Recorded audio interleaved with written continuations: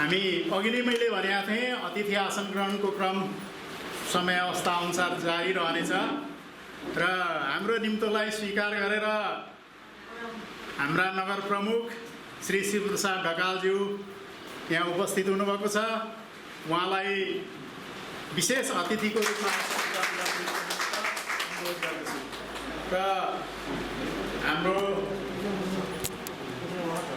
शान्ता र प्रेम कुमारी दिदीलाई स्वागत गरिदिन हुनको निमित्त अनुरोध गर्दछु। अब यस पछाडि हाम्रो सामूहिक राष्ट्रिय गानको कार्यक्रम छ।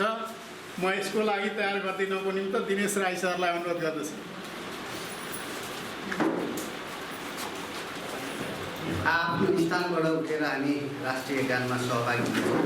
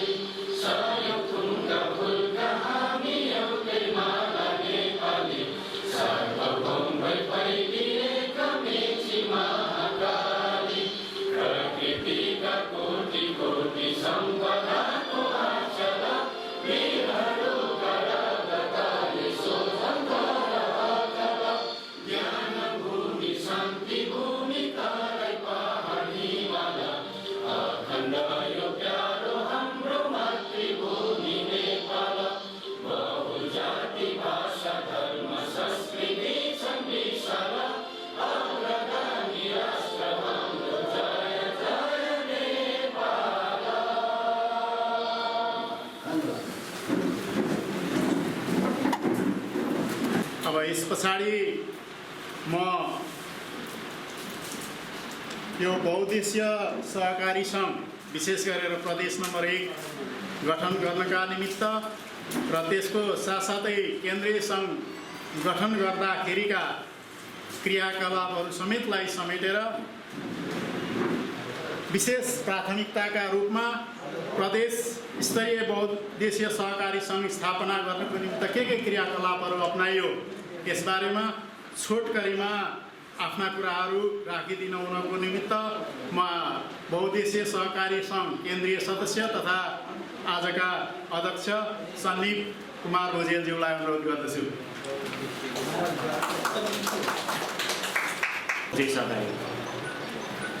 विगत 2 देखि 3 महिनादेखि हामी विभिन्न 9वटा जिल्लाको साथीहरू मिलेर केही पदाधिकारी सञ्चालक पदाधिकारीहरू मिलेर जिल्ला प्रदेश स्तरको बहुद्देश्य सङ्गठन गराउन भनेर सरसल्लाह भएपछि हामी यो विषयमा जुट्यौँ।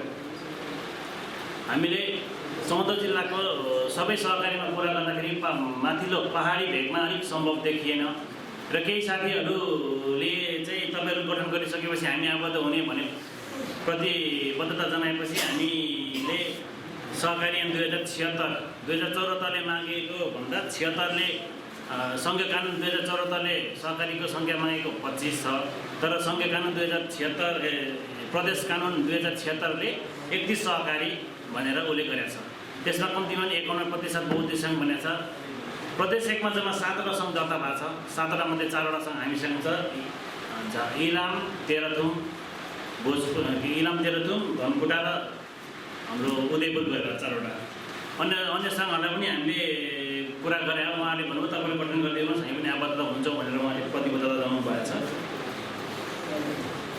ऐनले मागेको जम्मा 31वटा सहकारी, हामीसँग 62वटा सहकारी, 2 गुणा सहकारी हामीसँग आबद्ध हुनुहुन्छ अहिले सहकारीहरू। हामीले सहकारी ऐनले मागेअनुसार हामीले प्रथम भेला गर्नुपर्ने हुन्छ।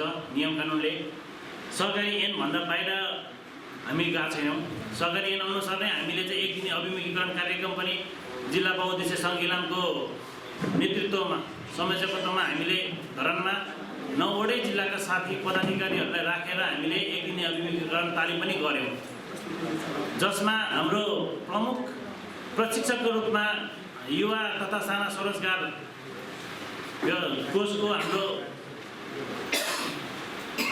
कर्जा कानुन तथा कर्जा असुलीको उपसचिव लोकबहादुर खड्का सर आउनु भएको थियो हाम्रो प्रशिक्षकको रूपमा र साथै उहाँ मात्र नभएर काठमाडौँबाट हाम्रो पत्रकार साथी खिलनाथ दाहाज्यू पनि आउनु भएको थियो। उहाँ पनि सहकारी पत्रकार भएको नाताले उहाँले धेरै कुराहरू उल्लेख गर्नुभएको थियो हामीलाई त्यतिखेर र म लगायत गरेर 4 जनाले त्यस प्रमाणपत्रमा हस्ताक्षर गरेर हामीले सम्पूर्ण 60 जना सहकारी कर्मीहरूले हामीले प्रमाणपत्र उपलब्ध गराएका थियौँ। त्यसमा 2 वटा सहकारी भर्खर नयाँ प्रवेश हुनुभएको छ। उहाँ चाहिँ हुनुहुन्छ आदिवासी जनजाति र उद्यमशील नयाँ हुनुहुन्छ। त्यस कारणले गर्दाखेरि उहाँहरूलाई मात्रै हामीले दिन सक्यौँ, तर उहाँहरू पनि अहिले आबद्ध भइसक्नु भएको छ हामीसँग।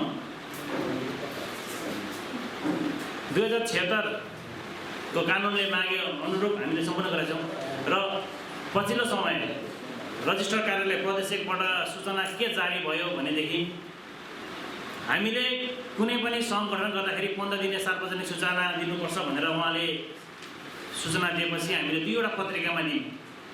एउटा पत्रिकामा मात्रै चाहिँ सहज नहोला भनेर फरक मितिमा 2टा पत्रिकामा हामीले दियौँ प्रदेश स्तर जाने गरी, ताकि सबैजनामा खबर पुगोस्, सूचना पुगोस्, सूचना प्रवाह राम्रो होस् भनेर 2टा पत्रिकामा 15 दिने सूचना पनि हामीले जारी गर्यौँ र त्यसको प्रति पनि हामीसँग सुरक्षित छ र त्यो अनलाइनमा पनि हामीले त्यो पत्रिका तपाईँले हेर्न सक्नुहुन्छ। र साथै यस प्रदेश बहुउद्देश्य सङ्घ गठन गर्नुको मुख्य उद्देश्य भनेको चाहिँ सहकारी ऐन 2074 एकदमै माथि छ। सहकारी ऐन 2074 अनुसार र 2075 को नियमावली हेर्नुभयो भने तपाईँ हामीलाई सरकारको पक्षबाट जतिखेर पनि कारबाही हुन सक्छ, किनभने हामीले काम गरेनौँ भने हामीले बाटो समाउनु पर्यो। हामीले 75 दिन मात्रै गर्नु भएन, तर हामीले अहिलेसम्म गर्दै आएका केही सहकारीहरूले गर्दै आएका म 2 मिनट डिस्टर्ब गर्न चाहे। सर हाम्रो सुनसरीबाट सामान आएको छ, एकचोटि हजुरले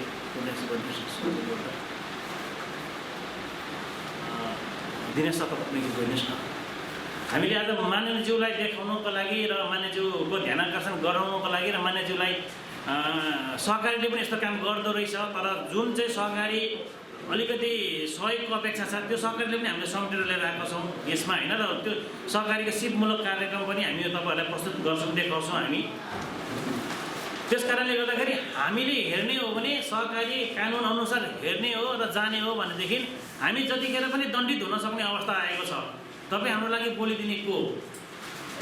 त्यस कारणले गर्दाखेरि हामी तल परेका छौँ कानुनी हिसाबमा। त्यही भएर यो सङ्घले चाहिँ कानुनको विषयमा लड्ने, लबिङ गर्नेदेखि लिएर हरेक कुराहरूमा गर्न अति आवश्यक छ। जिल्ला बहुउद्देश्य सङ्घ इलामले पनि एउटा कार्यक्रम राम्रै गर्नुभएको छ। उहाँले दर्ता गरेको 3 महिना नबितिकन उहाँले कार्यक्रम राम्रै गर्नुभयो। अब उदयपुर र धनकुटाको पनि पालो आइरहेछ। सम्पूर्ण सङ्घहरू मिलेर चाहिँ एकबद्धता भएर चाहिँ काम गरौँ भन्ने हाम्रो अभियान हो। हामीले गाउँ गाउँमा गएर साना सहकारीहरू जो सिपमूलक काम गरेका छन्, जो साना सहकारीहरू छ उहाँहरूलाई हामीले जोडेको छौँ। ठुलो सहकारीहरू मात्रै हामीले जोडेको छैनौँ। त्यस कारणले गर्दा यो उद्देश्य, यो सहकारी सङ्घको उद्देश्य, मेन उद्देश्य भनेकै बजारीकरण हो। हाम्रो पहिलो उद्देश्य भनेकै पहिलो पाइला लिएर फाक्तालुङ बहुउद्देश्य सहकारी हाम्रो टिकेन्द्र सरको सहकारी मिलेर थुक्पाको प्याकेजिङ गरिरहेछौँ। तपाईँको पहिलो पाइला र काठमाडौँको टेवा कृषि सहकारी मिलेर हामीले चामलको कारोबार गरिरहेछौँ। हामीले एउटा मिलसँग सम्झौता गरेर हामीले त्यो कारोबार गरिरहेछौँ र यस्तो किसिमको कारोबार अझ पनि अघि बढ्दै जाने र अझै बढ्दै लाने भन्ने योजना हो हाम्रो। त्यस कारणले गर्दा हाम्रो यो सङ्घको मुख्य उद्देश्य भनेकै प्रारम्भिक सहकारीलाई अगाडि बढाउने, प्रारम्भिक सहकारीलाई काम गर्न लगाउने हो। 30% काम गर्नु पर्यो। ऐनले 70% गर्नु भनेको छ, तर केन्द्रीय बहुउद्देश्य सङ्घले 30%मा हामी काम गराउने बात गर्छौँ भनेर किसिमको एउटा विज्ञप्ति नै जारी गरेको छ केन्द्र सङ्घबाट।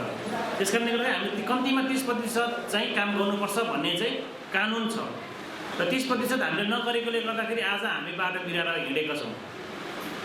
हो यो विषयको लागि लबिङ गर्नको लागि प्रदेश स्तरीय आवश्यक परेकोले गर्दाखेरि प्रदेश ऐन अनुसार हामीले सरकारी ऐन अनुसार चाहिँ हामीले यो सङ्घ दर्ता गर्न लागिरहेछौँ र यो सङ्घको मुख्य उद्देश्य भनेकै नेटवर्किङ बिजनेस हो।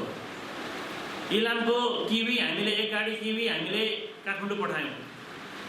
यो चाहिँ सहकारीकै सहकार्यमा त्यो चाहिँ एकचोटि मात्रै भयो, किनभने अब हामीलाई कोअर्डिनेसन गरिदिनको लागि केही न केही बिचमा बसिदिनु पर्ने भयो। अब पहिला हामी झापाको सहकारी बसेर गरिदिउँ भने के देखियो भनेदेखि बिचमा अलिक बिचौलिया देखियो। कमसेकम सङ्घ भएर काम गरिदियो भने, सङ्घले त्यो भूमिका मात्रै निभाइदिने हो भने धेरै सहज हुन्थ्यो। हामीले तेह्रथुमबाट अदुवा लिएर गयौँ एक गाडी, हामीले अदुवा तेह्रथुमबाट तपाईँको 34 रुपियाँ 35 रुपियाँमा उठायौँ, हामीले काठमाडौँमा गएर 45 रुपियाँ बेच्यौँ, 45-46 बेच्यौँ हामीले, 42-43 पऱ्यो हाम्रो ढुवानी। यो काम भनेको म एक्लैले गरेर सम्भव नहुने हुँदाखेरि यो किसिमको बजारीकरण चाहिँ सङ्घले गरिदिनु पऱ्यो भन्ने हाम्रो मुख्य उद्देश्य हो। र यही कुरालाई समेट्नको लागि यहाँ उपस्थित सम्पूर्ण सहकारीहरूले काम गर्ने प्रतिबद्धता भएकोले गर्दाखेरि हामी यहाँ उपस्थित भएका छौँ आज। यही 2 शब्द भन्दै म यही शब्दको अनुरोध धन्यवाद।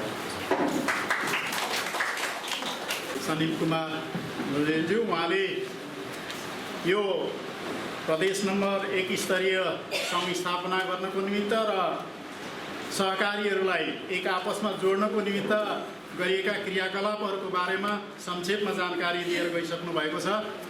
र अब यस पछाडि शुभकामना मन्तव्यको कार्यक्रम छ र आफ्ना सारगर्भित विचारहरू छोटकरी रूपमा राखिदिन हुनको निमित्त म सर्वप्रथम जनउत्थान बहुद्देशीय सहकारी सङ्घ धनकुटाका अध्यक्ष श्री दिनेश कुमार राईज्यूलाई मञ्चमा आमन्त्रण गर्दछु।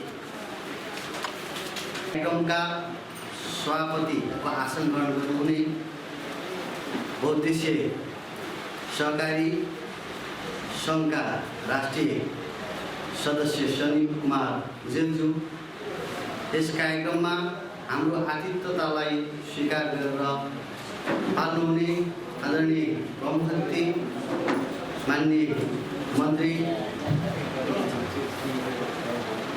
रामबहादुर मगरज्यू, त्यस्तै मञ्चमा आसीन आदरणीय सुन्दर भरेचाका मेयर शिवप्रसाद ढकालज्यू, त्यस्तै मञ्चमा आसीन पत्रकार मित्रहरू, उद्योग वाणिज्य सङ्घका अग्रज नेतागणहरू र उपस्थित सम्पूर्ण सहकारी मित्रहरूमा सर्वप्रथम जय सहकारी भन्न चाहन्छु। आज हामीले धेरै लामो प्रयास पछाडि बहुद्देशीय सहकारीहरूको एउटा सङ्गठन निर्माणको अभियान थालेका छौँ। मलाई ज्यादै खुसी लागेको छ। म पनि एउटा सहकारी कर्मी, मैले पनि एउटा बहुद्देशीय सहकारी संस्था सञ्चालन गरिरहेको छु। अहिले पक्कै पनि एउटा कथन छ, एउटा भनाइ छ, बोल्नेको पिठो बिग्छ, नबोल्नेको चामल पनि बिग्दैन। अहिले हाम्रो यो देशको नीतिमा बहुद्देशीय सहकारी ओझेलमा परेको मलाई लाग्दछ। अहिले थुप्रै राष्ट्रहरू छन् जसमा सहकारीको महत्त्वपूर्ण भूमिका रहन्छ, जुन देशहरूमा छ। थुप्रै राष्ट्रहरूमा सहकारीलाई देशको प्रमुख उन्नतिको एउटा अंश मान्दछन्। हाम्रो देशमा पनि 3 खम्बे अर्थनीति लिएको छ र त्यसमा सहकारी भनेर उल्लेख गरिएको छ। तर मलाई लाग्छ अझै पनि त्यो हाम्रो सहकारीको भावना र मर्म अनुसार र जुन 3 खम्बे अर्थनीति जसरी उल्लेख गरिएको छ त्यो अनुसारको कार्यान्वयन पक्ष फितलो मैले देखिरहेको छु। यहाँले महसुस गर्नु पनि भएको होला। अनुदान कार्यक्रम, विभिन्न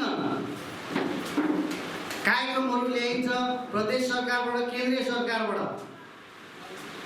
तर त्यो अनुदान कार्यक्रमहरूमा सहभागीहरू को हुन पाउने भनेर लेखिन्छ भने एउटा कृषि समूह, प्राइभेट फर्म अनि सहकारीहरू भनेर लेखिन्छ। कहीँ पनि सहकारीको अनिवार्यता कहीँ पनि उल्लेख गरिएको हुँदैन। र त्यसमा पनि कति ठाउँ त सहकारीमा पनि कृषि सहकारी, बचत तथा ऋण, उपभोक्ता सहकारी तोकिन्छ, बहुद्देश्य सहकारीलाई कहिले पनि त्यहाँ लेखिँदैन। समस्या अब के हुन्छ भन्दाखेरि बहुद्देश्य सहकारीहरू अथवा अन्य सहकारीहरू प्रक्रियामा आउनुभयो भने आउनुभयो, अथवा मजबुत खालके डकुमेन्टेसन ल्याउनु भयो भने ल्याउनु भयो, नत्र भने प्राइभेटलाई दिइन्छ, कम्पनीलाई दिइन्छ, प्राइभेट फर्महरूलाई अनुदान दिइन्छ। र त्यसो हुँदै गर्दाखेरि मलाई लाग्छ निर्णय हुँदाखेरि 10% सहकारी पर्न पनि गाह्रो हुन्छ।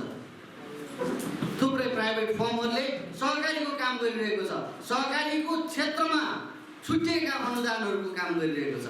यो समस्याको विषय हो। आज हामीले बहुद्देश्य सहकारीहरूले त भन्नै पर्छ, हामी आज बहुद्देश्य विधामा 70% काम गरेनौँ भने सहकारी खारेज हुन सक्छ। हाम्रो यो सहकारी कर्मीहरूको यहाँलाई अनुरोध छ। आज मान्यज्यू आउनुभएको छ, मन्त्रीज्यू आउनुभएको छ, यहाँ नगर प्रमुखज्यू आउनुभएको छ। आज हामीले भन्नै पर्छ, नगर अथवा गाउँ सरकार आज सहकारीको विषयमा उदासीन छ। सहकारीहरूको विषयमा आज अन्यथा गाउँ अथवा नगर सरकारहरूमा रहेको हामी पाउँदछौँ। अहिले पनि थुप्रै गाउँपालिका नगरपालिकाहरूले सहकारी दर्ता गर्ने प्रक्रियाहरू अगाडि बढाउनु भएको छैन। अहिले पनि थुप्रै गाउँपालिका र नगरपालिकामा सहकारी क्षेत्र हेर्ने कर्मचारी समेत नतुकिएको हामीले पाउँदछौँ। अहिले पनि बहुद्देश्य सहकारी दर्ता गर्न पाउने हो या चाहिँ बचत तथा ऋण सहकारी संस्था गठन गर्न पाउने हो, उहाँहरूमा नीतिगत अस्पष्टता हामीले पाएका छौँ। यो कुनै पनि गाउँपालिका नगरपालिकामा बहुद्देश्य सहकारी र बचत तथा ऋण लगायत अन्य सहकारीहरू दर्ता बन्द गरिनु हुँदैन। तर के हो भन्दाखेरि यहाँ विकृति पनि छ, हामी स्वीकार्छौँ। थुप्रै सहकारीहरूले गलत कामहरू पनि गरेका छन्, उदाहरणहरू छन्, नागरिकहरू ठगिएका छन्, हामीलाई थाहा छ। तर यो हाम्रो सहकारी कर्मीहरूको कमजोरी होइन, सरकारको कमजोरी हो। सरकारले नियामक निकायहरूले उचित किसिमको तपाईँको अनुगमन नियमन गर्नु पर्यो। मलाई लाग्छ धनकुटा जिल्लामा, धनकुटाको गाउँपालिका नगरपालिकामा हामीले देखिरहेका छौँ। अहिले पनि कसैले कुनै गाउँपालिका नगरपालिकाले पत्र लेखेर तपाईँहरूको विवरण पठाउनुहोस् भनेर अहिलेसम्म गर्नुभएको छैन। थुप्रै जिल्लाहरूमा यो समस्या छ, थुप्रै पालिकाहरूमा अहिले पनि समस्या छ। कुन सहकारीले नियमित काम गरिरहेको छ, सही काम गरिरहेको छ, आज पनि सरकारलाई थाहा छैन, स्थानीय सरकारलाई थाहा छैन, प्रदेश सरकारलाई थाहा छैन, सङ्घीय सरकारलाई थाहा छैन। यस्ता किसिमका अन्यताहरू हामी बिचमा रहनु हुँदैन। यो हामी जो सही किसिमले सहकारी सञ्चालन गरिरहेको सहकारी कर्मी छौँ, हाम्रो पनि माग रहेको यहाँलाई अनुरोध गर्न चाहन्छु। मैले धेरै समय लिएँ, यसका लागि म क्षमा पनि चाहन्छु। हामी आज यहाँ सहकारीको आज एउटा छात्र संस्था छात्र सङ्गठन प्रदेश नम्बर 1 गठन गर्न गइरहेका छौँ। तर आज मैले देखिरहेको छु लामो समय हाम्रो सनी भुजेल सर उहाँ लाग्नु भएको छ। उहाँ एउटा सहकारी अभियन्ता हो, तर उहाँ सबै नियम विधि हाम्रो सहकारी ऐन 2074ले दिएको जुन चाहिँ निर्दिष्ट गरेको एउटा बाटो छ, त्यो समातेर अगाडि बढ्दै गर्दाखेरि पनि समस्याहरू खडा गरिँदैछ, समस्याहरू ल्याइँदैछ। कागज पुगेन, डकुमेन्ट पुगेन, भेला भएन, यावत कुराहरू आइरहेका छन्। सहकारीमा बढी राजनीति हो, बढी राजनीति हुनु हुँदैन। म अनुरोध गर्न चाहन्छु, सहकारीलाई सही रूपमा प्रयोग गरियो भने यसबाट देश परिवर्तन हुन सक्छ। तर यसमा राजनीति हावी भयो भने एउटा राजनीतिक दलको भातृ संस्था र एउटा राजनीतिक दलको पिछलग्गु संस्था भन्दा तलमाथि हुँदैन। त्यसले पक्कै पनि एउटा सहकारीको मनमा भावना अनुसार काम गर्दैन भन्ने म फेरि पनि यहाँ अनुरोध गर्न चाहन्छु। त्यसो हुनाले म हाम्रो विधि प्रक्रिया पुगेको जुन चाहिँ हाम्रो 1 नम्बरको उद्देश्यहरूको छात्र सङ्गठन निर्माणमा हो, यसमा दुविधा नआओस्, यसमा चाहिँ समस्या नआओस्। विधि पुगेका छैन भने पुर्याउने जिम्मा हाम्रो भयो। तर यसमा अल्याङ टल्याङ र ढिला सुस्ती हुन्छ भने यसका विरुद्ध के कदम चाल्नुपर्छ हामी सहकारी कर्मी तयार रहेको पनि यहाँलाई म अनुरोध गर्दै यहाँको उपस्थिति र जुन चाहिँ हाम्रो आजको कार्यक्रमको बारेमा बढाइदिनु भएकोमा माननीय मन्त्रीज्यू प्रमुख सुन्दर हरिचा नगरका प्रमुखज्यू लगायत सम्पूर्ण अतिथिज्यूलाई म आभार व्यक्त गर्दै मेरो मन्तव्य यही टुङ्गाउन चाहन्छु। धन्यवाद, नमस्कार, जय सहकारी। विद्यमान नेपालमा रहेको जुन सहकारी संस्थाहरू छन् त्यसमा संलग्न विभिन्न पक्षहरू छन्। ती पक्षहरू बीचमा भएको सकारात्मक नकारात्मक पक्षहरूमध्ये थोरै कुराहरूलाई कोट्याएर जानुभयो। उहाँलाई धेरै धेरै धन्यवाद दिन चाहन्छु। अब यस पछाडि म फेरि यो आसन ग्रहणको क्रमलाई जोड्न यहाँहरूसँग अनुमति माग्दछु र म यहाँ थाहा पाए अनुसार कञ्चन कमल नगरपालिकाका प्रमुख अन्जार आलमजीको यहाँ उपस्थिति भइसकेको छ। म उहाँलाई विशेष अतिथिको रूपमा मञ्चमा आइदिन हुन सादर अनुरोध गर्दछु। अन्जार आलम हुन्छ, ठिकै छ। र अब यस पछाडि म फेरि शुभकामना मन्तव्यकै क्रमलाई अगाडि बढाइरहेको छु। यहाँ हाम्रो मेयर साहब शिवप्रसाद ढकालज्यूले मलाई हतार छ, त्यसैले यस पछाडि मलाई पालो दिनु पर्यो भन्नुभएको हुनाले म नगर प्रमुखज्यूलाई स्थानीय सरकारको तर्फबाट शुभकामना मन्तव्य साथै सहकारी संस्थाहरू परिचालनमा भूमिका निर्वाह गर्नुपर्ने पक्षहरूको बारेमा समेत निर्देशन दिँदै आफ्ना सार्वजनिक कुराहरू राखिदिनु हुनुको निमित्त सादर अनुरोध गर्दछु। कृषि तथा सहकारी मन्त्री रामबहादुर मगरज्यू, मञ्चासीन सुन्दर हरेचामा लिड रोलमा रहेको प्रेरणा बहुद्देश्य सहकारी संस्था लिमिटेडका अध्यक्ष आदरणीय गोपाल थापाज्यू, अतिथिज्यूहरू, अघिल्लो दिल्लीमा रहनुहुने सम्पूर्ण आदरणीय सहकारी कर्मी मित्रहरू, सबैलाई हार्दिक स्वागत छ, हार्दिक अभिवादन छ। सुन्दर हरेचा नगरपालिकामा प्रदेश स्तरीय कार्यक्रम आयोजना गर्नुभएको छ। सम्पूर्ण नगरवासीको तर्फबाट, यहाँका सबै जनप्रतिनिधिहरूको तर्फबाट, यहाँहरू विभिन्न जिल्लाबाट आउनुभएको छ। हामी यो सुन्दर नगरीमा तपाईँलाई हार्दिक स्वागत तथा अभिवादन व्यक्त गर्न चाहन्छौँ। अप्रत्याशित रूपमा राति 9-10 बजेतिर आयोजक हाम्रो यहाँको इन्द्रपुरको उद्देश्य सहकारी संस्थाको अध्यक्षज्यूले फोन गर्नुभयो। मेरो समय तालिका अलिकति चेन्ज गरेर भए पनि मन्त्रीज्यू आउने फेरि गलत अर्थ पनि लाग्ला।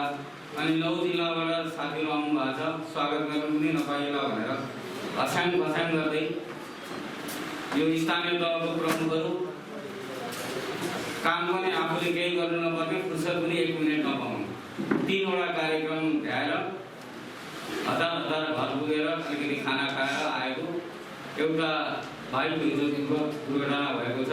गोरगाउँमा करेन्ट लागेर 23 वर्षको एउटा लखा जवान युवाको हिजो दुःखद निधन भयो र त्यो निधनमा त्यो उहाँको शवयात्रामा सहभागी हुनुपर्ने र साथीहरूले धेरै कल गरिराख्नु भएकोले मैले अलिकति अगाडि मागेँ।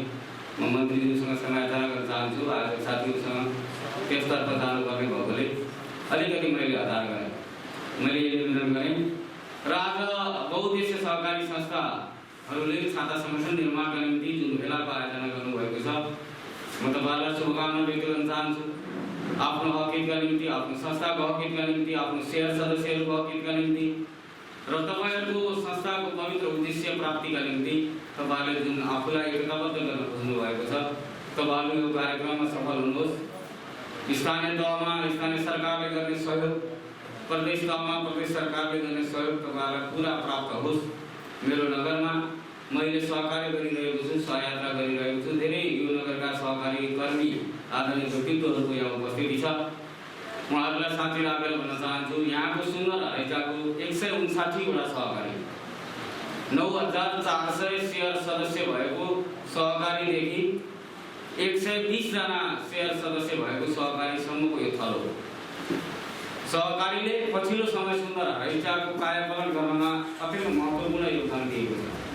त्यसकारण सहकारीसँग हाम्रो अनन्याश्रित सम्बन्ध छ र हामी सँगसँगै हातेमालो गरेर अगाडि बढिरहेका छौँ र म आफै पनि धेरैवटा सहकारी संस्थाको मेम्बर छु, जसका कारणले मलाई नगर प्रमुखको रूपमा निर्वाचित गराउनमा ठुलो भूमिका निर्वाह गर्यो।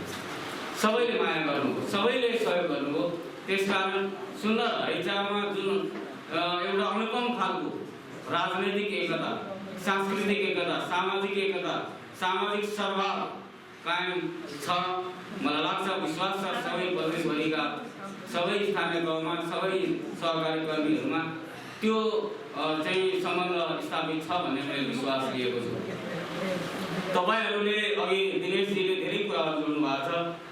म उहाँको मन्तव्य अत्यन्त गम्भीरताका साथ सुनिरहेको थिएँ। उहाँले यति धेरै अध्ययन र यति धेरै विश्लेषण गर्नुभएको छ, व्याख्या गर्नुभएको छ सहकारीको क्षेत्रमा। वास्तवमा त्यो सत्य हो र उहाँको 100% भनाइहरूलाई म समर्थन पनि गर्न चाहन्छु। तर विषयवस्तु अलिकति फरक छ। हामीले सुन्दर हरेजा नगरपालिकाको हकमा हामीले केही कामहरू सुरुवात गरेका छौँ।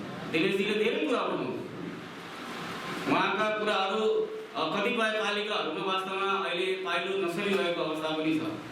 स्पष्ट सरकारको नीति, सङ्घीय सरकारले स्पष्ट ऐनमा सबै कुराहरू समावेश नगरिदिएका कारण प्रदेश सरकारले स्थानीय तहसँग समन्वय नगरिकन एकलौटी ढङ्गले सहकारीको ऐन ल्याएका कारणले केही कन्फ्युजनहरू, दुविधाहरू छन्।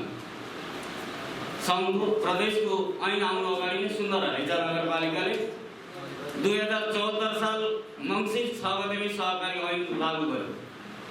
लागू गर्दा बखत सङ्घीय ऐन थिएन, प्रदेश ऐन थिएन, हामीले आफैले गर्यौँ। अब हामीले ऐन निर्माण गरिसकेपछि आएपछि सङ्घीय र प्रदेश ऐनसँग बाजिने हदसम्म हाम्रो ऐन अमान्य हुनेछ। कानुनले त्यही व्यवस्था गरेका छ र हामीले त्यसलाई केही एमेन्डमेन्ट गरेका छौँ, नियमावलीहरू, निर्देशिकाहरू बनाएका छौँ र सोही अनुसार हामीले अगाडि बढाउने कोसिस गरेका छौँ। बहुउद्देश्य सहकारी संस्थाहरूको डिफिनेसन, बचत तथा ऋण सहकारी संस्थाहरूको डिफिनेसन, कृषि सहकारीहरूको संस्थाहरूको डिफिनेसन र अन्य सेक्टरमा काम गर्ने सहकारीहरूको अलग अलग व्याख्या राज्यले जसरी गरेको छ। 4 बुथमा स्थानीय तहमा स्थानीय मैत्री बनाउनका निम्ति साथीहरूले सेयर सदस्यहरूको स्तरवृद्धि, सेयर सदस्यहरूको भावनालाई प्रतिनिधित्व गर्ने गरी जसरी आफ्नो स्थानीय तह मैत्री कानुनहरू बनाउनु भएको छ, त्यसलाई राज्यले एक्सेप्ट गर्न नसकेको, त्यसलाई स्वीकार गर्न नसकेको त्यो यथार्थता हामीसँग छँदैछ। हामीले सुन्दर हरेजा नगरपालिकाको अलिकति म तपाईँलाई जानकारी गराउन चाहन्छु। दिनेशजीले कोही कुरा उठाउनु भएको छ, कतिपय ठाउँहरूमा वास्तवमा सहकारीको साथै छैन, सहकारीको मेन पावरै छैन, राज्यले त्यो प्रोभाइड गर्न सकेका छैन। अनि हामीले के गर्नु परेको छ भने एउटा करारको कर्मचारी नियुक्ति गरेर ल सहकारी शाखा हेरिदेऊ भनेर जिम्मेवारी दिनुपर्ने अवस्था छ। राज्यले त्यो खालको ट्रेन मेन पावर, सहकारीलाई नियमन गर्ने, सहकारीको ऐन कानुन विधि प्रक्रियालाई बुझ्ने र बुझाउने गरेको हामीसँग मेन पावर नदिएका कारणले र स्थानीय तह आफैले त्यो जेनेरेट गर्न नसक्ने भएका कारणले गर्दाखेरि केही समस्याहरू छन्। हामीले हाम्रो यो नगरमा शाखा हामीले विस्तार गरेका छौँ। हामीले लेखा प्रणालीलाई उत्तरदायी बनाउनका निम्ति लेखा प्रणालीको हामीले तालिमको व्यवस्थाहरू गरेका छौँ। वर्षमा 4 वटा तालिम हामी दिइरहेका छौँ। कोकोमिसको हामीले ट्रेनिङ दिइरहेका छौँ। हामीले सुन्दर हरेजाको अलगै सफ्टवेयर निर्माण गरेर सहकारीको चेनभित्र त्यो सफ्टवेयर सबैमा चाहिँ प्रोभाइड गरेर त्यसको चाहिँ कमसेकम लेखा प्रणालीलाई व्यवस्थापन गर्ने भनेर यो वर्ष बजेट मार्फत ती कुराहरूलाई हामीले सम्बोधन गरेका छौँ र सहकारीहरूसँग हामीले मागेका छौँ। अब स्थानीय तहमा कतिपय सहकारीहरू स्थानीय तहको अधिकार क्षेत्रभन्दा बाहिरका सहकारीहरूलाई प्रदेश सरकारले ऐन बनाउँदाखेरि अलिकति सोच विचार नगरिदिएका कारणले स्थानीय तहसँग उहाँले टाइअपमा रहनुपर्छ भन्ने कुरा कहीँ मेन्सन नभएका कारणले गर्दा केही अप्ठ्यारो अवस्था छ। किन हामी नगरपालिकामा सम्बन्ध लिने, किन नगरपालिकामा दर्ता गर्ने, किन नगरपालिकालाई राजस्व बुझाउने भन्ने खालका कुराहरू छन्। तर त्यो सहकारी संस्थामा कुनै पनि समस्या आइपर्दाखेरि चाहिँ पहिले स्थानीय सरकार जानुपर्ने, स्थानीय सरकारले त्यो समस्या समाधान गर्नुपर्ने, स्थानीय सरकार त्यसको जिम्मेवार हुनुपर्ने एउटा चाहिँ नैतिक बाध्यता पनि यो अप्ठ्यारो अवस्था पनि छ। तर प्रदेश सरकारले कानुनमा त्यो कुराहरूको व्यवस्थापन नगर्दाखेरि केही अप्ठ्यारो अवस्था आएको छ। मैले त सुन्दर हरेजाको हकमा अनिवार्य रूपमा सबै सहकारीहरू जो सुन्दर हरेजाभित्र कार्यालय खोलेर बस्नुहुन्छ उहाँले अनिवार्य रूपमा नगरपालिकामा दर्ता हुनुपर्छ र नगरपालिकाले तोकेको ट्याक्स तिर्नुपर्छ भनेर हामीले भनेका छौँ। हामीले सहकारी गर्ने साथीसँग छलफल पनि गर्यौँ र भनेका छौँ तपाईँको ब्यालेन्स सिटको आधारमा तपाईँको ट्याक्स तिर्नु। ट्याक्स भनेको फेरि अथाह कतिमा हो भन्ने होइन, 20 करोडभन्दा बढी राजस्व जसको ब्यालेन्स सिट छ उसले कम्तीमा 9,000 रुपियाँ पैसा वार्षिक रूपमा यो नगरपालिकालाई दायित्व चाहिँ वहन गर्नुपर्छ भनेर हामीले भनेका छौँ। त्योभन्दा तल स्ल्याबमा 50 लाखदेखि 20 करोडसम्मको हामीले स्ल्याब निर्धारण गरेर 1,000 देखि 9,000 सम्म हामीले चाहिँ ट्याक्स निर्धारण गरेका छौँ र धेरै सहकारीहरू हामीसँग त्यो फ्रेममा आउनुभयो।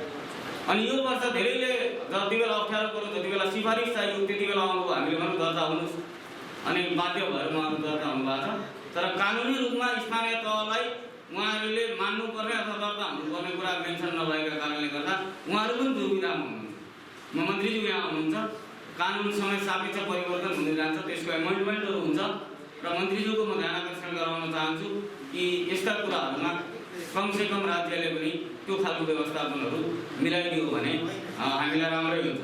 अर्को कुरा सहकारीसँग सहयात्रा गर्ने सहकार्य गर्ने अघि हाम्रो अहिलेको अध्यक्षज्यूले भन्नुभयो हामीले अदुवा ल्यायौँ, हामीले चाहिँ चामल बेचिरहेका छौँ, हामीले अन्य चाहिँ हाम्रा सहकारीका सदस्यहरूको प्रडक्टहरू बेचिरहेका छौँ भनिरहनु भएको छ। अत्यन्त राम्रो कुरा हो। यहाँ पनि धेरै संस्थाहरूले प्र्याक्टिस गर्नुभएको छ। कसैले एम्बुलेन्स चलाउनु भएको छ, कसैले चाहिँ कोल्ड स्टोर अहिले निर्माण गर्ने अभियान ल्याउनु भएको छ, कसैले चाहिँ संयुक्त रूपमा सहकारीको सदस्य हुने तर इन्डिभिजुअल रूपमा चाहिँ एकीकृत भएर कुनै एउटा संस्था अर्गनाइजेसनलाई मुक्त गर्ने काम गरिरहनु भएको छ। हामीले पनि सहकारी सानो किसान सहकारी छ यहाँ।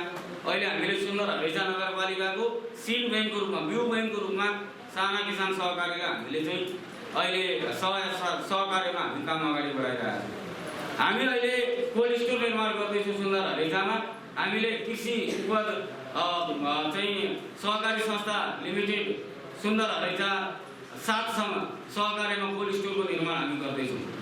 हामीले मलखातको डिस्ट्रिब्युसन यहाँका कृषिसँग रिलेटेड पहिलो र दोस्रो बहुउद्देश्य सहकारी संस्थाहरूलाई वडा वडामा मलखात वितरण गर्ने गरी उहाँहरूसँगै समन्वयमा अहिले मलखातलाई एकदम पारदर्शी ढङ्गले वितरण गर्ने गरी एउटा वडामा 2टा सहकारी संस्थालाई परिचालन गरिरहेका छौँ। यी बाहेक सहकारी संस्थाहरूका हरेक कार्यक्रमहरूमा नगरपालिका पार्टनरसिपको रूपमा पार्टनरसिप भूमिकामा चाहिँ अगाडि बढिरहेको छ र दोहोरो समन्वयमा हामी काम गरिरहेका छौँ। तथापि केही समस्याहरू छन्। नियतका समस्या, पोलिटिकल आइबाट पोलिटिकल आँखाबाट चाहिँ हेर्ने छर्के हेर्ने चाहिँ कुराहरू, एउटा गुटबन्दी गर्ने विषयहरू, एउटा फेडरेसन उत्पादन चाहिँ के भन्छ सिर्जना गर्ने त्यसलाई फेडरेसन जन्माउने विषयमा त्यहाँ चाहिँ पोलिटिकल डाइरेक्ट भएर चाहिँ गर्ने विषयहरू, यी समस्याहरू सानातिना समस्याका कारणले गर्दा सहकारी संस्थाहरू बहुउद्देश्य सहकारी होस् चाहिँ बचत तथा ऋण होस् अथवा अन्य सहकारी संस्थाहरू हुन्, कतिपय सहकारी संस्थाहरू र स्थानीय तहबिचको समन्वय हुन नसकेको अवस्था तितो यथार्थ हो।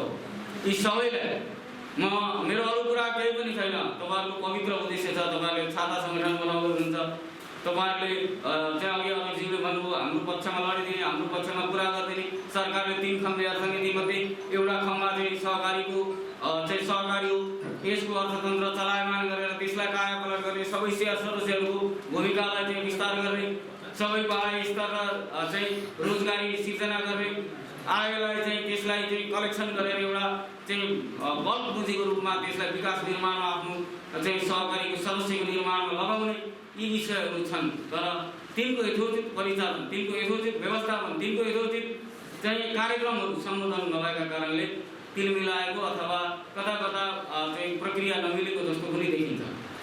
यो विषयमा तपाईँहरूको बहुउद्देश्य सहकारी संस्थाले नेतृत्वदायी भूमिका गरेर यी कमसेकम बहुउद्देश्यको फ्रेमभित्र रहेका सहकारी संस्थाहरूलाई एकताबद्ध ढङ्गले एउटै मोटोमा, एउटै भिजनमा, एउटै मिसनमा अगाडि लिएर गएर तिनीहरूको आफ्नो ठाउँअनुसार उनीहरूको स्तर वृद्धि गर्ने, उनीहरूको यथोचित विकास गर्ने काम जुन इनिसिएसन लिनुभएको छ, म अध्यक्षज्यू लगायत इन्टायर टिमलाई हार्दिक आभार व्यक्त गर्न चाहन्छु। मन्त्रीज्यूलाई मेरो एउटा मात्रै चाहिँ अनुरोध छ, कमसेकम सहकारी ऐनमा अहिलेको स्थानीय तहसँग जुन यो स्थानीय तह बाहिरको क्षेत्राधिकारको विषयको कुरा छ, यहाँ जुन स्थानीय तहमा जुन सहकारी संस्था छ त्यो स्थानीय तहसँग अनिवार्य टाइगरको व्यवस्था भएन भने यिनको नियमन, यिनको व्यवस्थापन आवश्यक सहकारीको विषय अलिकति जटिल भएको कारणले यो एमेन्डमेन्टका लागि म अनुरोध गर्छु। अन्य विषयहरूमा धेरै साथीहरू धेरै कुरा राख्नु भएको छ। सुन्दर हरेजाको हकमा यहाँ कुनै पनि खराब सहकारी अथवा के भन्छ त्यो बिग्रिएको पोजिसनको सहकारी संस्थाहरू छैनन्। मर्ज हुने क्रम एकदमै धमाधम छ। 9वटा 10वटा सहकारीहरू मर्ज भएर अहिले चाहिँ उनीहरू प्रक्रियामा रहेका छन्। 5वटा संस्था, हाम्रो 26वटा सहकारी संस्था मर्ज भएर 5वटा सहकारी संस्था अहिले चाहिँ हामीका दर्ता भइसकेको अवस्था छ। यो क्रम निरन्तर छ। हामी 159वटा सहकारीहरूलाई कुनै न कुनै रूपले उहाँहरूलाई मर्जका निम्ति प्रोत्साहित गरिरहेका छौँ। सहकारीको चाहिँ जो दर्ता हुन आउनु भएको छ, जसले नगरपालिकालाई बुझाउनु पर्ने विगत धेरै लामो समयदेखिको ट्याक्सहरू बुझाउनु भएको छैन, यो वर्ष हामीले बजेटमा त्यो सहकारी संस्थाहरू यदि अब नयाँ दर्ता हुन आउनु अथवा ट्याक्स दिन आउनु भने आजसम्म लाग्ने 100% जरिमाना निशुल्क गर्ने अथवा फ्री गर्ने भनेर हामीले घोषणा गरेका छौँ। त्यो भइसके पछाडि हामी कहाँ 17वटा सहकारी संस्थाहरू विगतको पेनाल्टीको डरले हामी कहाँ आबद्ध हुन आउनु भएको थिएन। स्थानीय तहले उहाँहरूलाई चिन्दैन थियो, तर अहिले 17वटा सहकारी संस्था चाहिँ पेनाल्टी छुट गरेपछि लाग्ने नियमअनुसारको राजस्व तिरेर नगरपालिकासँग जोडिनु भएको छ। यो यदि जोडिने गरेको बादमा यदि हामी स्थानीय तहले पनि बनाइदिने र राज्यको तर्फबाट हामीलाई नियमन गर्ने प्रदेश सरकारले पनि बनाइदिने हो भने धेरै कुरा हुन सक्छ। गुनासा आफ्नै सहकारी कर्मीको आफ्नै गुनासा छन्। अहिले बचत तथा ऋणवाला साथीहरूलाई बोलाएर भन्यो भने उहाँले घन्टौँ धारा प्रवाह आफ्ना गुनासाहरू राख्नुहुन्छ। मन्त्रीज्यू आफ्नै गुनासो गर्नु त सङ्घीय सरकारले अलिकति हामीले यो वातावरण बनाइदिन भनेर मलाई भन्नुभयो भने म मन्त्रीज्यूसँग गुनासो गर्छु कि प्रदेश सरकारले हामीलाई यो गरिदिएन भनेर। त्यसकारण यो गुनासाका पहाडहरूमा हामीले अवश्य पनि उकाली चढ्नु छ। यो उकाली चढ्ने अभियानमा तपाईहरू सबै लाग्नु भएको छ। तपाईहरूको बन्धुत्वको भावना विकास भएको छ। एउटाले अर्कोलाई साह्रो पर्दा कमसेकम साह्रोमा, अप्ठ्यारोमा, गाह्रोमा अथवा कसैको देहावसान हुँदाखेरि कमसेकम सहानुभूति, संवेदनाका शब्दहरू व्यक्त गर्ने एउटा चाहिँ माध्यम पनि बनेको छ। आफ्नो गर्जो टरेको छ, साथीभाइको गर्जो टरेको छ, आफ्नो वृद्धि विकास भएको छ, रोजगारी सिर्जना भएको छ। त्यसकारण यो सबै कुरालाई विश्लेषण गरेर राज्यले सहकारीलाई हेर्ने नीति अब फेरि एकचोटि परिवर्तन गर्नुपर्ने अवस्था आएको छ। यसका निम्ति राज्यको तर्फबाट हामीलाई नियमन गर्ने प्रदेश सरकार स्वयं सहकारी मन्त्री यहाँ हुनुहुन्छ। म उहाँलाई यही कुराहरू अनुरोध गर्दै गर्दै यो अवसरका निम्ति यो बहुउद्देश्य सहकारी संस्थाका 9 जिल्लाका साथीहरू, अध्यक्षज्यू लगायत साथीहरू, स्पेसली इन्द्रपुर बचत तथा ऋण सहकारी संस्था, इन्द्रपुर बहुउद्देश्य सहकारी संस्थाका अध्यक्ष राम गोजरेलज्यू, जसले मलाई यहाँसम्म ल्याउने जमत गर्नुभयो, उहाँहरू सबैलाई एकमुष्टमा आभार व्यक्त गर्दै फेरि पनि एकचोटि यहाँहरूको उपस्थितिप्रति हार्दिक स्वागत गर्दै मेरो चाहिँ मलामी जानुपर्ने भएकोले सबैसँग बिदा माग्दै बिदा हुन चाहन्छु। धन्यवाद, नमस्कार। सहयोगी साथीहरूलाई उहाँलाई ब्याजले स्वागत भएको हुनाले हामी छिटो कार्यक्रम बनाउँदैछौँ र अब यस पछाडि म आफ्नो सार्वजनिक मन्तव्य राखिदिनु निमित्त म उद्योग वाणिज्य सङ्घका पूर्व अध्यक्ष आदरणीय दाई श्री गोपाल थापाज्यूलाई सादर अनुरोध गर्दछु। र अर्का अध्यक्षज्यू र डाइसमा आसीन सम्पूर्ण अतिथिज्यूहरू र विभिन्न जिल्लाबाट चाल्नुहुने सम्पूर्ण सहकारी कर्मीहरू, जुन आज तपाईँहरूले यस सुन्दर हरिजालाई चोइस गरेर आज प्रदेश स्तरीय कार्यक्रम गर्नु गइराख्नु भएको छ। विशेष तपाईँहरूलाई हुन त अघि मेयर साहबले चार्ज गरिसक्नुभयो, तर पनि म पनि यसै उद्योग वाणिज्यको पूर्व अध्यक्षको हैसियतले तपाईँहरूलाई यस हल चोइस गरेर तपाईँहरूले कार्यक्रम राखिदिनु भयो। तपाईँहरूलाई विशेष धन्यवाद दिँदै र म पनि कुनै न कुनै हामी प्रायः सहकारीमा सबै नै आबद्ध छौँ। म पनि एउटा कुनै सहकारीमा आबद्ध छु र अहिलेको जुन सरकारले अलिकति सहकारीलाई नियमन गर्ने कुरा र सहकारीमा आबद्ध भए र धेरै सहकारीमा भए अहिले विकृति भयो। त्यो विकृतिको कुराहरू सरकारीमा आबद्ध हुने साथीहरूभन्दा पनि त्यसलाई नियमन गर्ने कुराहरू सरकारले गर्नुपर्ने हुन्छ। केही फटाइ भएका छन् सरकारको नाममा, तर सबै सरकारीमा फटाइ भयो भन्ने कुरा छैन। सरकारीमा जब आबद्ध भएर ४८ साल पश्चात धेरै सरकारीमा आबद्ध गर्न स्तर आफ्नो के भन्छ स्तर उन्नति गरिरहेको छ।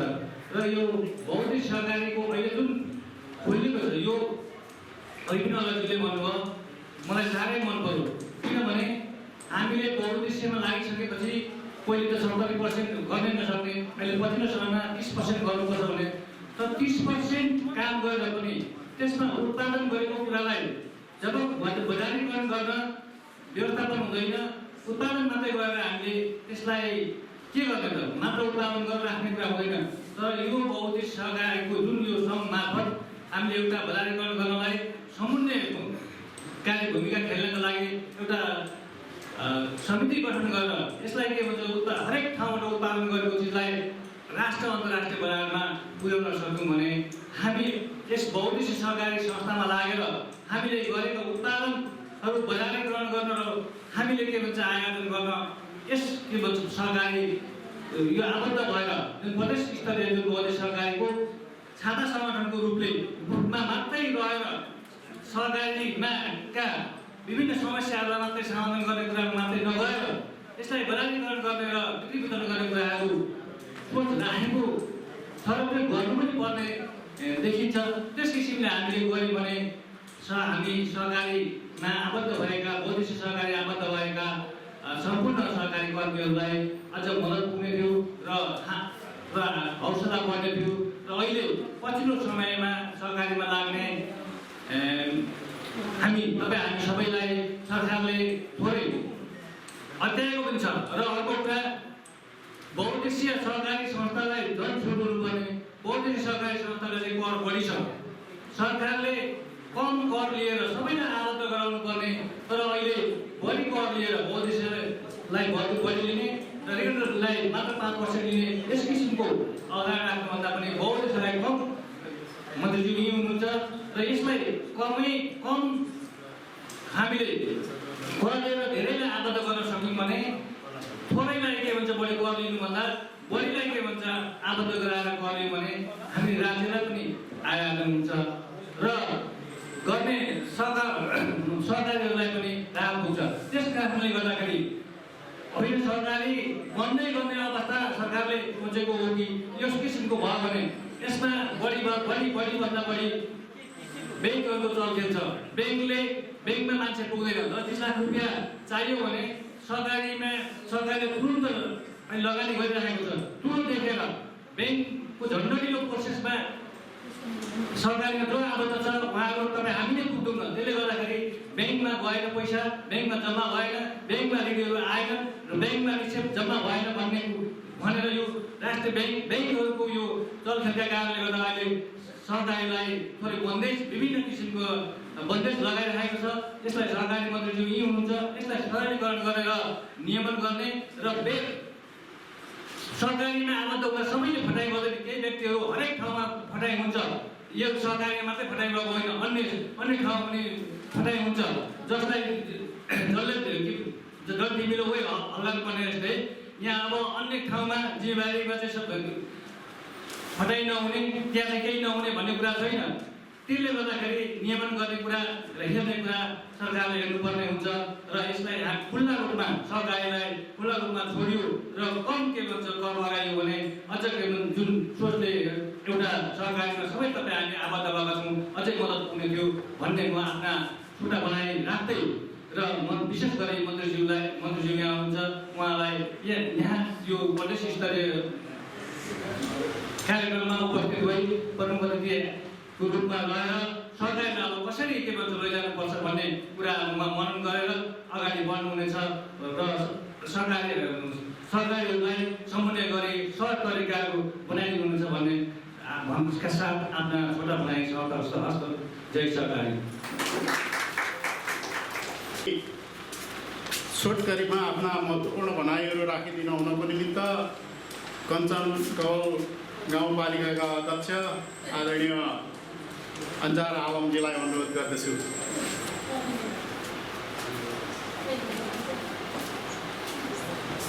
धन्यवाद आयोजक साथीहरू।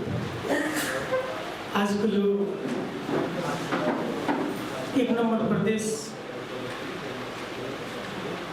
बहुउद्देश्य सहकारी सङ्घ लिमिटेड यस सभाका सभाध्यक्ष महोदय,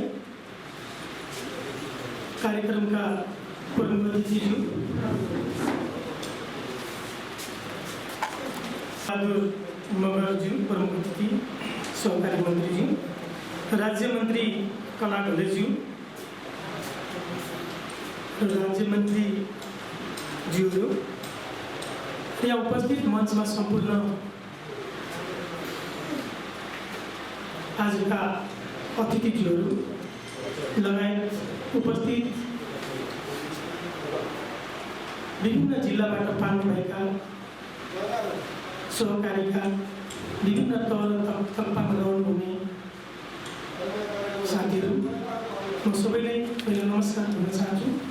र वास्तवमा म लामो कुरा गर्न चाहन्न, सर्टकटमा कुरा गर्न खोजेको छु। यो प्रस्ताव लिएर कचनकवल गाउँपालिका आउँदाखेरि यसलाई मैले एकदमै महत्त्वका साथ लिएँ। आजको युगमा सहकार्य बिना आर्थिक रूपान्तरण हुन सक्दैन। त्यसैले हामीले नेसनल लेभलमै, प्रदेश लेभलमै सहकारीको अवधारणालाई मन्त्रीज्यू यही हुनुहुन्छ, यसलाई महत्त्वका साथ अगाडि बढाउनुपर्छ। र यो विषय सर्वसाधारणले वास्तवमा बुझिसकेको छैन। यो सहकारी भनेको के हो, त्यसको उद्देश्य, यसलाई दिनुपर्ने प्राथमिकता, यसलाई गर्नुपर्ने नियमित अनुगमन, यसको मूल्याङ्कन र यसको व्यवस्थापन र नियमको कुराहरू पनि अघि उठेको छ। यी सबै कुरालाई केन्द्र, प्रदेश र स्थानीयले पनि यसको नियम बनाएर यो सहकारी मार्फतबाट राज्यको अर्थ प्रणालीलाई सुदृढ गर्न सकिन्छ र अर्थलाई नियमन पनि गर्न सकिन्छ र व्यवस्थापन पनि गर्न सकिन्छ र बजारीकरणलाई पनि राष्ट्र र अन्तर्राष्ट्रसम्म हामीले सहकारी मार्फत बजारीकरण गर्न सक्छौँ र अन्तर्राष्ट्रिय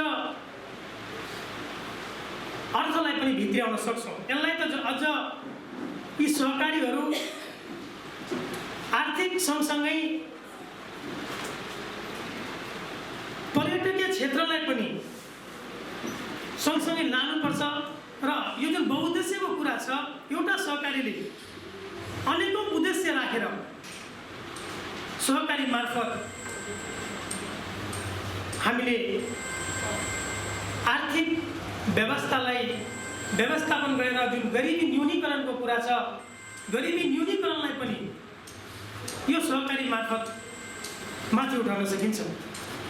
त्यसैले यहाँ अघि नै मलाई कुरा आइसकेको छ, लामो कुरा नगरेर मन्त्रीज्यू अरू पनि कार्यक्रम जाने कुरा छ। र आजको यो प्रोग्राममा यसरी म यहाँ आएर तपाईँहरूको सामुने आफ्नो दुई किरा राख्न पाउँदा र तपाईँहरूसँग भेटघाट हुन पाउँदा म एकदमै खुसी छु। र म पनि एउटा सहकारी करिब 5 वर्ष अगाडि खोलेको छु। मैले त झन् डिजिटल बहुउद्देश्य सहकारी संस्था लिमिटेड नाम राखेको छु। हाम्रो ठुलै पुँजी छैन, सानो पुँजी, एकदमै गाउँ एरिया, नेपालको होजो भाग कचनकवल, जहाँ अति नै पहिला ब्याकवर्ड थियो। एकचोटि मान्छे पुगेपछि अर्कोचोटि जान नै डराउने। तर अहिले जे होस्, हाम्रो धेरै बाटाहरू पिच भएको छ। हाम्रो पिचै थिएन, हामी पिच हेरेकै थिएनौँ। पिच कस्तो हुन्छ भन्ने कुरा हामी भद्रपुरतिर हेर्न आउनु पर्थ्यो। त्यो स्थिति यो कचनकवलको बाटाघाटामा त्यो मोटर चल्दैन थियो, बस त्यो स्थिति थियो। मेन रोडमै बस चल्ने स्थिति थिएन। अहिले शिक्षा, स्वास्थ्य, कृषि, पशु, यातायात, बाटाघाटा, हेल्थ, जम्मै कुरालाई हामीले एकदमै व्यवस्थापन गरेर धेरै नै माथि उठाइसकेका छौँ र सहकारीहरू पनि हाम्रो सबै सहकारीहरू आबद्ध भएको छ हामीसँग। सहकारीलाई पनि नियमन गर्ने ऐन नियमहरू कार्यविधिहरू अगाडि बढाएका छौँ र सहकारीलाई पनि हामीले आफ्नो तर्फबाट तालिम गोष्ठीहरू पनि राख्ने गरेका छौँ। यिनै कुराहरू भन्दै म आजको कार्यक्रमको सफलताको कामना गर्दै बिदा हुन चाहन्छु। धन्यवाद, नमस्कार।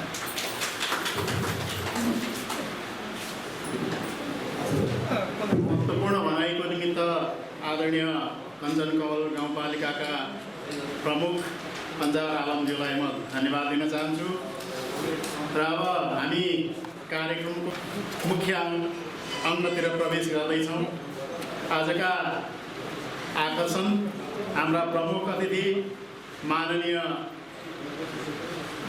कृषि तथा सहकारी मन्त्री प्रदेश 1 का श्री रामबहादुर मगरज्यूलाई आफ्ना सार्वजनिक कुराहरू राखिदिँदै अब यो सहकारीको विकास र उन्नतिको निमित्त सहकारी सङ्घहरूले अपनाउनुपर्ने गर्नुपर्ने बाटाहरूको बारेमा समेत निर्देशन दिनुहुनको निमित्त अनुरोध गर्दै म उहाँलाई यहाँ आमन्त्रण गर्दछु। यस कार्यक्रमको सभापति हुँ। कार्यक्रममा निम्ता पुगेको आउन नगाउनु भएका मन्त्रीज्यूहरू अघि नै बोलेर गइसक्नु भएको छ। सुन्दर रैसाका नगर प्रमुखज्यू, कञ्चन कवल गाउँपालिकाका प्रमुखज्यू, उद्योग वाणिज्य सङ्घ क्षेत्रका पूर्व अध्यक्षज्यू, त्यसरी नै कार्यक्रममा उपस्थित 14वटा जिल्लाको त हुन सक्नु भएन होला, 8-9 जिल्ला कति पुग्नु हो, सम्पूर्ण जिल्लाबाट उपस्थित सहभागी मित्रहरू, बहुउद्देश्य सहकारीहरूको तर्फबाट सामूहिक प्रयास गर्ने गरी एउटा छाता सङ्गठन निर्माणको निम्ति भेला हुनु भएको छ। यो ढङ्गको भेलाले यहाँहरूले सहकारीको बिचको सहकारीहरूको विकासमा एक अर्काको अनुभव आदान प्रदानको विषय र सामूहिक रूपमा गरिने प्रयासहरूका निम्ति काम गर्ने एउटा थलोको रूपमा जुन छाता सङ्गठन बनाउँदै हुनुहुन्छ, म यहाँहरूलाई त्यस कार्यमा सफलता मिलोस् भन्ने शुभकामना व्यक्त गर्न चाहन्छु। सहकारीहरूको बारेमा यहाँ 4जना साथीहरूले बोल्नुभयो। केही साथीहरूले कानुनको विषयमा ध्यान आकर्षण गराउनु भएको छ। कतै अप्ठ्यारो छ भने हामी त्यसलाई पुर्याउन पनि तयार छौँ। खास गरी हाम्रो धनकुटाको मित्रले राखे जस्तो सहकारीहरूलाई अलिक पक्षपातपूर्ण तरिकाले सरकारले हेरेको हो कि अलि ध्यान नपुगेको हो कि भन्ने पनि कुरा उठाउनु भएको छ। सबैतिर सबै कुरामा ध्यान पुगेको छैन होला, तर पक्षपात गर्ने नियत चाहिँ राखिएको छैन। त्यसलाई छोटोमा त्यति भन्यो।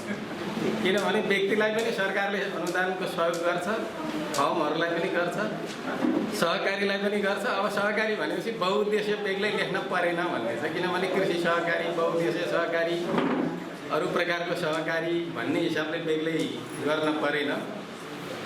हामीलाई एउटा सजिलो चाहिँ के लागेको छ भनेदेखि सहकारीले सहयोग गर्न पायो भने कमसेकम 200-400 मान्छेलाई त एकैचोटि पुग्छ। एउटा फर्मलाई दियो भने एउटा व्यक्तिलाई मात्रै पुग्छ। त्यो कुरामा चाहिँ हामी कन्भिन्स छौँ। तर मापदण्ड पुगेरै आउनु पर्यो, त्यसमा चाहिँ फेरि कन्जुसाइ गर्न भएन र सबै आफ्नो सरकारवाला र सदस्यहरूको सेवा पुग्ने गरी पनि कार्यक्रमको व्यवस्था गर्नु पर्यो। अबको धेरै कामहरू हामीले कृषिको विकासमा, खास गरी यसको व्यावसायिकतामा ध्यान दिने कुरा हो। व्यावसायिकतामा ध्यान दिने कुरामा हामीले भर्खर स्थापना गर्दै गरेको, अब म बल्ल खोर बनाउँछु, अब म बल्ल खेतको व्यवस्था गर्छु, अब म यस पछाडि मात्रै माछा पाल्ने खाडी खान्छु भनेर कोही आयो भने त्यो सुरुवातीलाई चाहिँ हामीले सहयोग गर्न सक्ने स्थिति छैन। किनभने त्यो चाहिँ आफूले गर्ने आफ्नो जिम्मेवारीभित्रको काम या स्थानीय सरकारको जिम्मेवारीभित्रको काममा हामीले त्यसलाई छोडिदिएका छौँ। र हामीले हाम्रो स्तरलाई जस्तो सरकारका 3 प्रकारका अहिले कृषिका विकासका निम्ति 3 स्तरको कामहरू भइरहेका छन्। प्रधानमन्त्री कृषि आधुनिकीकरण अन्तर्गत जोन सुपर जोन ठुलो तहमा सञ्चालन हुन्छ, त्यसलाई केन्द्र सरकारले हेर्छ। त्यस पछाडि ब्लकहरू छन्, त्यसलाई प्रदेश सरकारले हेर्छ। जहाँ पकेट भनेर दर्ता गरिन्छ त्यसलाई प्रदेशले अब हेर्नु पर्दैन, पकेट चाहिँ स्थानीय तहले नै हेर्नुपर्छ। स्थानीय तहको साथीहरू यसमा प्रश्न हुनुहुन्न भनेदेखि प्रश्न हुनु होला। पकेट हामीले हेर्दैनौँ पनि, किनभने पकेट पनि हेर्न थालेपछि, गोजी पनि हेर्न थालेपछि त्यो सिँगै कोट कसले हेर्ने भन्ने गोजीको जिम्मा चाहिँ हामीले स्थानीय तहलाई, गाउँपालिका नगरपालिकाले, यो हामीले छुट्याएको होइन, सङ्घीय सरकारले नै यो किसिमको स्तर निर्धारण गरिदिएको छ। फेरि हामीले धेरै ठाउँमा विकास निर्माणको विकासको काम चाहिँ के हो भने विकासको काम चाहिँ बाटो खन्ने मात्रै हो। अलिअलि धेरै काम गऱ्यो भने त्यस पछाडि कुलो खन्ने रहेछ, अलिअलि अनि स्कुलको घर भवन, स्वास्थ्य चौकीहरू बनाउने रहेछ भन्ने बुझ्दैछ। तर जनताको आय स्तर वृद्धिका निम्ति किसानको क्षेत्रमा, कृषि क्षेत्रमा, कृषि व्यावसायिकताको क्षेत्रमा स्थानीय तहको साथीहरू कति लगानी गर्दै हुनुहुन्छ भन्ने पनि हामीले धेरै ठाउँमा त्यसको बारेमा पनि छलफल गर्दैछौँ। बाटै खनिसकेको छैन, कहाँबाट कृषिमा लगानी गर्ने भन्ने पनि छ। तर जनताको आर्थिक स्तर त उसले गरी खाने कामसँग सम्बन्धित हुन्छ। त्यसले गर्दा अबको हाम्रो बजेटहरू त्योतर्फ आकर्षित हुनु पर्यो, त्योतर्फ पनि निश्चित मात्रामा, निश्चित प्रतिशतमा छुट्नु पर्यो भन्ने हाम्रो आग्रह छ। यद्यपि हामीले आग्रहसम्म गर्ने हो, स्थानीय तहको सरकारले आफ्नो किसिमले नै बजेट बनाउने, परिचालन गर्ने आफ्नै अधिकार राख्छ। अब जहाँसम्म नियम कानुनको कुरा छ, हामीले प्रदेश सरकारको तर्फबाट प्रदेश स्तरीय सहकारी सञ्चालनको निम्ति नियम कानुनहरू तयारी गरेका छौँ। त्यस कानुन अन्तर्गत रजिस्ट्रारको कार्यालय स्थापना गरिएको छ। प्रदेश स्तरको सहकारी भनेको एउटा मात्र स्थानीय तहभन्दा अलिक ठुलो क्षेत्रमा फैलिएको, एउटा स्थानीय तह बाहेक अर्को स्थानीय तहलाई पनि समेटेको सहकारी रहेछ भनेदेखि हामीले त्यसलाई प्रदेश स्तरीय भनेर भन्छौँ। त्यो जिल्ला स्तरीयमा खुलेकाहरू सबै पर्छन्, त्योभन्दा ठुला त पर्ने नै भए। र एउटा भन्दा बढी पालिकाहरू छोएर कसैले गठन गरेको रहेछ भने स्वतः त्यो प्रदेश स्तरीय हुन्छ। अहिलेसम्म हाम्रो रेकर्डमा झन्डै 1100 जति त्यसको सहकारीको हामीसँग तथ्याङ्क छ। उहाँहरू दर्ता हुन अथवा सम्बन्ध गर्नका निम्ति आइसक्नु भएको अवस्था त्यो हो। र हामीसँग सहकारीको समग्र सङ्ख्या त 3500 भन्दा बढी छ। अघि यहाँ एउटै नगरपालिकामा निकै ठुलो सङ्ख्या सुन्न पाइयो। सम्भवतः पालिकामा धेरै भएको चाहिँ यही हो कि जस्तो छ। कति भन्नुभयो अघि? 169 कति? हजुर 169 भन्नु। त्यसैले यो त ठुलो सङ्ख्या हो। र कतै कतै सहकारी नभएका स्थानीय तहहरू पनि छन् कतिपय ठाउँमा। र सहकारी मूल रूपमा जनताहरूलाई सङ्गठित गर्ने, सङ्गठित रूपले आर्थिक अभ्यास गर्ने, व्यावसायीकरणलाई अगाडि बढाउने र एकअर्कामा सहयोग गर्ने गरी सुरुमा गठन गरिएका संस्थाहरू हुन्। तर संस्थाहरू, धेरैजसो संस्थाहरूले ऋण बचतको कारोबार मात्रै गरेको हामीले देखेका छौँ। सहकारीले राम्रै काम सुरु गरेको भनेको बचत किन गर्नुपर्छ, कसरी गर्नुपर्छ भनेर नियमित रूपमा मान्छेलाई बानी पार्ने काम चाहिँ सहकारीले गरेको छ। त्यो सकारात्मक पक्ष हो। पुँजी निर्माणको काममा सहकारीको क्षेत्रबाट पुँजी निर्माण राम्रै भएको छ। देशभरको कुरा गर्ने हो भने 20-22 खर्ब रुपियाँभन्दा बढी सहकारीहरूको देशव्यापी पुँजी छ हामीसँग। सहकारीलाई हाम्रो संविधानले मान्यता दिँदाखेरि 3वटा चाहिँ अर्थतन्त्रका खम्बा हुनेछन्। एउटा निजी क्षेत्र हुनेछ, एउटा सरकारी क्षेत्र हुनेछ र अर्को चाहिँ सहकारी क्षेत्र हुनेछ भनेर भनिएको पनि छ। अब 3 खम्बे हुनका निम्ति राज्यको तर्फबाट सोही अनुसारको नियम कानुन बन्यो कि बनेन, सोही अनुसारको फ्यासिलिटीहरू प्राप्त भयो कि भएन, त्यो प्रकारको सजिलो छ कि छैन भन्ने कुरा यहाँ बोल्ने साथीहरूले पनि भनिसक्नु भएको छ। अघि उहाँ योसँग पूर्वाध्यक्षज्यूले उहाँ सहकारी कर्मी पनि हुनुहुँदो रहेछ। हाम्रो कम्पिटिसनका निम्ति धेरै वित्तीय संस्थाहरू छन् जसले ऋण बचतको कारोबार गर्नुहुन्छ। हामीले ऋण बचत सजिलोसँग बचत सञ्चालन गर्छौँ, ऋण लगानी गर्छौँ। तर हाम्रो ब्याज दर कति हुन्छ? ब्याङ्कहरूसँग हाम्रो त्यो कम्पिटिसनमा छ कि छैन? ब्याङ्कहरू त ब्याज घटाउँदै लगेर सस्तो पार्दैछन् अनि सहकारीको ब्याज चाहिँ महँगो हुँदै गयो भने हाम्रो कम्पिटिसन ब्याङ्कसँग हुन्छ कि हुँदैन भन्ने प्रश्न उब्जिनुपर्छ। भर्खर गठन भएका कतिपय सहकारीलाई ऋण बचतको कारोबार गर्नेहरूलाई पनि अलि धेरै ऋण लगानी गर्न पाए हुन्थ्यो, कुनै त्यस्तो संस्था ब्याङ्कहरूले सहयोग गरिदिए हुन्थ्यो भन्ने छ। तर धेरै ठाउँमा नियम कानुन मिल्दैन, सहकारीलाई ब्याङ्कले यो लगानी गर्न मिल्दैन भन्ने छ, किनभने राष्ट्र ब्याङ्कले त्यसलाई पुगाइदिएको छैन। आरएमडिसी जस्तो केही संस्थागत क्षेत्रहरूले मात्रै सहकारीलाई सस्तो ब्याज दरमा अहिलेसम्म ऋण दिन्छन्, अन्यथा धेरै ब्याङ्कहरूले प्रायःजसो ब्याङ्कहरूले सहकारीले ऋण माग्नु गयो भने दिने चलन छैन, दिन हुँदैन तपाईँहरूलाई, दिने कानुन छैन भन्ने व्यवस्था छ। त्यसले गर्दा व्यावसायिक विकासको निम्ति हामीले प्राप्त गर्ने पुँजीको अभाव हुने धेरै गाउँघरमा त्यो किसिमको अवस्था पनि छ। त्यसलाई पनि हामीले कानुनी रूपमा पुगाउनुपर्छ भन्ने परिस्थिति छ। तर जुन सहकारीहरू हामीले राम्रैसँग पुँजी निर्माण गरिसकेका छौँ त्यो सहकारीहरूले ब्याङ्कहरूले जस्तै सस्तो ब्याजमा ऋण प्रवाह गर्ने व्यवस्था पनि अब मिलाउँदै जानुपर्छ। सहकारी सञ्चालन गर्ने ठाउँमा धेरै ठुलो मात्रामा चाहिँ ठुलो प्रतिशतमा ब्याज दरको लगानी अब त्यति राम्रो देखिने स्थिति छैन र बहुउद्देश्यका रूपमा खोलिएका हुन्, कृषि सहकारी हुन् या अन्य उद्देश्य एकल उद्देश्यको रूपमा खोलिएका सहकारी अथवा साना किसानहरू हुन्। सहकारीहरूले अहिलेसम्म धेरैजसो चाहिँ यो आर्थिक कारोबारमा राम्रै हात हाल्नु भएको छ, राम्रै उन्नति प्रगति पनि गर्नुभएको छ। तर सहकारी अब यतिमै अल्झिने हो भनेदेखि हामी यहाँभन्दा धेरै माथि जान सक्ने स्थिति छैन। त्यसले गर्दा सहकारीले अब उत्पादनमा व्यावसायिक उत्पादनको क्षेत्रमा राम्रै गरी हात हाल्नुपर्छ। धेरै ठाउँमा यो राम्रै गरी चलेको पनि छ।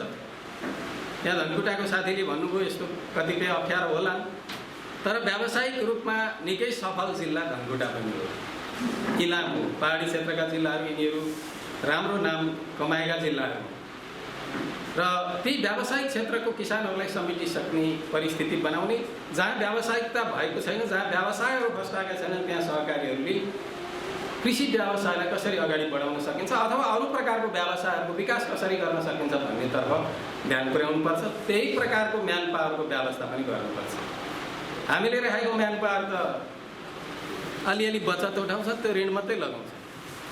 हाम्रो म्यान पावरले कुनै हाम्रो चाहिँ सहकारीको धेरैजसो साथीहरू किसान हुनुहुन्छ भने कृषि पेसालाई प्रवर्धन गर्ने गरी हाम्रो म्यान पावरले काम गर्न सक्छ कि सक्दैन, त्यतातिर त्यो प्राविधिक ज्ञान दिन सक्ने सक्षम छ कि छैन र हामीले त्यो प्रकारको म्यान पावर राख्नुपर्छ कि पर्दैन आफ्नो चाहिँ कार्यालयमा भन्ने पनि सहकारीहरूको तर्फबाट सोच्नुपर्ने विषय हो। अब व्यावसायिक जहाँ भइसकेको छ हामीले अर्को समस्या पनि आएको देखेका छौँ, यो आम रूपमा देखिएको छ। जहाँ व्यावसायिक रूपले तरकारी खेती भएको छ, बाख्रा पालन भएको छ, बङ्गुर पालन भएको छ या अन्य प्रकारको व्यवसायहरू फस्टाएका छन्, उनीहरूको समस्या भनेको बजार कहाँ पाइन्छ भन्ने तर त्यो बजारमा कसरी पुग्न सकिन्छ भन्ने। किसान आफैले 2-4 भारी उब्जाएको तरकारी किसान आफैले केही 1000 केजी चाहिँ उत्पादन गरेको चिजबिज ऊ आफैले बेच्न सक्ने परिस्थिति र बजारको पहुँच पुग्न सक्ने परिस्थिति छैन। धेरै ठाउँमा सङ्कलन केन्द्रहरू स्थापना गर्ने, चिसन भण्डारहरू स्थापना गरेर सञ्चालन गर्ने काममा अब कसले गरिदिने भन्ने छ। व्यक्तिहरू जो सक्षम छन् उनीहरू आफै फर्म दर्ता गरेर त्यता लागेका छन् र कतिपय संस्थाहरूले पनि यस्तो काम गर्छन्। तर मूल रूपमा जिम्मेवारी लिनुपर्ने चाहिँ सहकारीहरूले नै हो। आफ्ना सदस्यहरूको उत्पादनको बजारीकरण कसरी गर्ने भन्ने चिन्ता र त्यसको व्यवस्थापन कसरी हुन्छ भन्ने कुराको व्यवस्था मिलाउने चाहिँ अबको दिनमा सहकारीहरूले गर्नुपर्छ। हामी कहाँ बजारमा पनि धेरै सहकारीहरू खोलेका छन्, गाउँघरमा पनि छन्, पहाडमा पनि खोलेका छन्, तराईतिर पनि छन्। हाम्रा कतिपय उत्पादन तराईमा भएको उत्पादन पहाडमा बजारीकरण गर्न जरुरी छ। पहाडमा चामल फल्दैन, फल्ने तराईमै हो। तर सहकारी र बजार चामल किनेर खाने धेरै मान्छे चाहिँ पहाडदेखि हिमालसम्म छ। हामीले सहकारीहरूकै माध्यमबाट त्यसलाई बजारीकरण गर्न सक्छौँ कि सक्दैनौँ। पहाडतिर प्रशस्त तरकारी फल्छ, तराईमा पुरा डुबान भएको बेलामा पनि ताजा तरकारीको व्यवस्था पहाडले गर्नुपर्ने स्थिति हुन्छ। त्यतिखेर पहाडका उत्पादनहरूलाई हामीले तराईका बजारलाई व्यवस्थित गर्न सक्छौँ कि सक्दैनौँ। बजारमा सहकारी खोलेका हुन्छन्, उत्पादन हुँदैन। तर गाउँघरमा फलाइएका तरकारी, अन्नबाली, फलफुल लगायतका चिजहरूलाई हामीले बजारमा चाहिँ ल्याएर बजारीकरण गर्ने व्यवस्था कसले गरिदिने हो अब हाम्रा सहकारीका सदस्यहरू। त्यसैले यो व्यावसायिकताको विकास भन्ने कुरा चाहिँ बजारमा निर्भर गर्छ। हामीले प्रशस्त मान्छेलाई व्यावसायिक बनायौँ, खेती गर्न सिकायौँ, उत्पादन गरायौँ, तर नाफा हुने गरी बिक्री वितरण भएन भनेदेखि किसानहरूले अर्कोचोटिदेखि त्यो व्यावसायिक काम छोडिदिन्छ। त्यसले गर्दा अबको मुख्य यो बजारीकरणको काम चाहिँ अबदेखि सहकारीले गर्नुपर्छ भन्ने मैले अनुरोध गर्छु। त्यसो गर्नका निम्ति अहिले विभिन्न परिस्थितिहरू, विभिन्न कानुनी बाधाहरूलाई पनि हामीले फुकाएका छौँ। हामीले अहिले विशिष्टीकृत सहकारी बनाउन सक्छौँ। 25वटा सहकारी मिल्ने र त्यसको बजारीकरणको व्यवस्था गर्नका निम्ति विशिष्टीकृत सहकारीहरू बनाउन सक्छौँ। बजारको र गाउँकोलाई मिसाएर बनाउन सक्छौँ र त्यसको गाउँको उत्पादनलाई बजारीकरण गर्ने सजिलो व्यवस्था त्यसरी गर्न सकिने हुन्छ। अहिले हामीले धेरै ठाउँमा व्यापारीहरूलाई यो बिचौलियाहरूले सके भनेर गाली गर्ने गरेको छ। लकडाउनको बेला कटहरीमा फल्दै गरेको गोलभेडा त्यहाँको स्थानीय उत्पादन गरेका ठाउँमा 10 रुपियाँ केजी थियो, विराटनगरको बजारमा पुग्दाखेरि 80 रुपियाँ केजी थियो, फरक 70 रुपियाँको दिन्छ। अनि यो के भएको भनेको यो त सबै बिचौलियाको खेल हो भनेर भन्छ। अनि बिचौलियालाई सधैँ हुर्किन दिने गरी कुनै सङ्गठित बजारीकरणको व्यवस्था गर्न सक्छ कि सकिँदैन भन्दाखेरि यो त सहकारीहरूले गरे भइहाल्यो। आफ्नो उत्पादनलाई लगेर बजारमा बजारीकरण गरिदिने, ढुवानीको साधनको व्यवस्था गरिदिने, बजारमा चाहिँ सेडहरूको व्यवस्था गरिदिने या सरकारले बनाएका सेडहरूमा लगेर बिक्री वितरणको व्यवस्था गर्ने गरी सहकारीहरू लाग्ने हो भने बजारीकरणमा पनि ठुलो समस्या छैन। त्यसले भाउ नियन्त्रणमा पनि सजिलो पार्ने रहेछ। किसानलाई पनि उचित मूल्य प्राप्त हुन्छ, बजारमा जसले किनेर खान्छ त्यसले पनि उचित दाममा किन्न पाउँछ। अझ अर्ग्यानिक उत्पादन भनेर कतिपय ठाउँमा गरिएको माल वस्तुहरूलाई हामीले सस्तकर रूपमा पनि त्यसलाई वितरण गर्ने व्यवस्था मिलाउन सक्छौँ। त्यसैले सहकारीको अर्को महत्त्वपूर्ण पक्ष यो बजारीकरणमा हात हालेर यसलाई आफ्नो व्यावसायिकता जोगाउने क्षेत्रमा लाग्नुपर्ने परिस्थिति छ। सहकारीले अर्को गर्नुपर्ने काम भनेको प्रशस्त मात्रामा कुनै चिज वस्तुहरू उत्पादन हुन थाल्यो भनेदेखि त्यसलाई सधैँ नजिकमा बेचेर सम्भव भयो भने प्रोसेसिङका उद्योगहरू स्थापना गर्नुपर्ने हुन्छ। जस्तो इलामका धेरै जसो ठाउँमा चिया उत्पादन हुन्छ, चिया सोझै काँचै बिक्ने होइन, त्यसलाई त प्रोसेसिङ गरेर सुकाएर बल्ल चिया बनाएर अनि देश विदेशमा बिक्री हुने हो। यो काम व्यक्तिहरूले गरे जस्तै सहकारीहरूले गर्न सक्छन्, धेरैवटा सहकारीले गर्दै पनि छन्। र यो प्रकारको प्रोसेसिङ उद्योगहरूको स्थापना आफ्नो ठाउँ हेरेर कतिपय ठाउँमा दुधको उद्योगहरू सञ्चालन हुन सक्ने होला, कतिपय ठाउँमा तरकारी त्यसलाई चाहिँ फ्रिजिङ गर्ने अथवा त्यसलाई चाहिँ यो चिस्यान भण्डारमा राखेर बजार पर्खिने गरी गर्नुपर्ने होला। कतिपय ठाउँमा उत्पादन भएको फलफुललाई 3-4 महिना राखिदियो भनेदेखि त्यसले चाहिँ अनि उचित बजार पाउने बेलासम्म चाहिँ व्यवस्था गरिदिनु पर्ने होला या प्रोसेसिङको अन्य काम गरिदिनु पर्ने होला। अझ कतिपय फलफुलदेखि लिएर तरकारी, जस्तो तराईमा अहिले पनि प्रशस्त आलु उत्पादन हुन्छ, कुनै सहकारीले 4 महिनासम्म शीत भण्डारमा राख्ने व्यवस्था गरिदियो भनेदेखि अनि बल्ल उसले राम्रो मूल्य पाउने परिस्थितिको सिर्जना हुन्छ। त्यस्तो बेलामा त्यस्तो किसिमको सेवामूलक चिजहरूको सञ्चालन र उद्योगहरूको सञ्चालन पनि अबदेखि सहकारीले गर्नुपर्छ भन्ने हामीले मान्यता राख्छौँ। र हामीले हाम्रो प्रदेशको कानुनमा सहकारीहरूले उद्योग पनि सञ्चालन गर्न सक्नेछन् भन्ने कुरा स्पष्ट गरेर लेखेकै छौँ। अब त्यसलाई नियमावली अन्य कुराले थप गाइड गर्नुपर्ने छ भने हामीले त्यसलाई त्यो पनि व्यवस्था गर्छौँ। त्यसैले सहकारीहरू अब यो ऋण बचतत्व मात्रै भुल्ने होइन, कृषिलाई व्यावसायिक बनाउने कुरामा, आवश्यक भएको ठाउँमा प्रोसेसिङ उद्योग सञ्चालन गर्ने कुरामा र त्यो चिज वस्तुलाई बजारीकरण गर्नेसम्म क्षेत्रमा सहकारीहरूले हात हाल्नुपर्छ। र त्यो ठाउँसम्म पुग्नको निम्ति यस्तै छाता सङ्गठनहरूको महत्त्वपूर्ण भूमिका रहन्छ। किनभने पहाडका सहकारीहरू पनि हुन्छन्, तराईका पनि हुन्छन्, सहर बजारका पनि हुन्छन्, गाउँका पनि सहकारी हुन्छन्। उनीहरू कसरी एकीकृत भएर सँगै काम गर्न सक्छन् र त्यो कहाँ के आवश्यकता छ भन्ने कुराको छलफल गर्ने एउटा दरिलो थलो चाहिँ यसको छाता सङ्गठनहरू हुन सक्ने भएकोले यहाँको छलफल त्यतातर्फ केन्द्रित होस् भन्ने म चाहन्छु।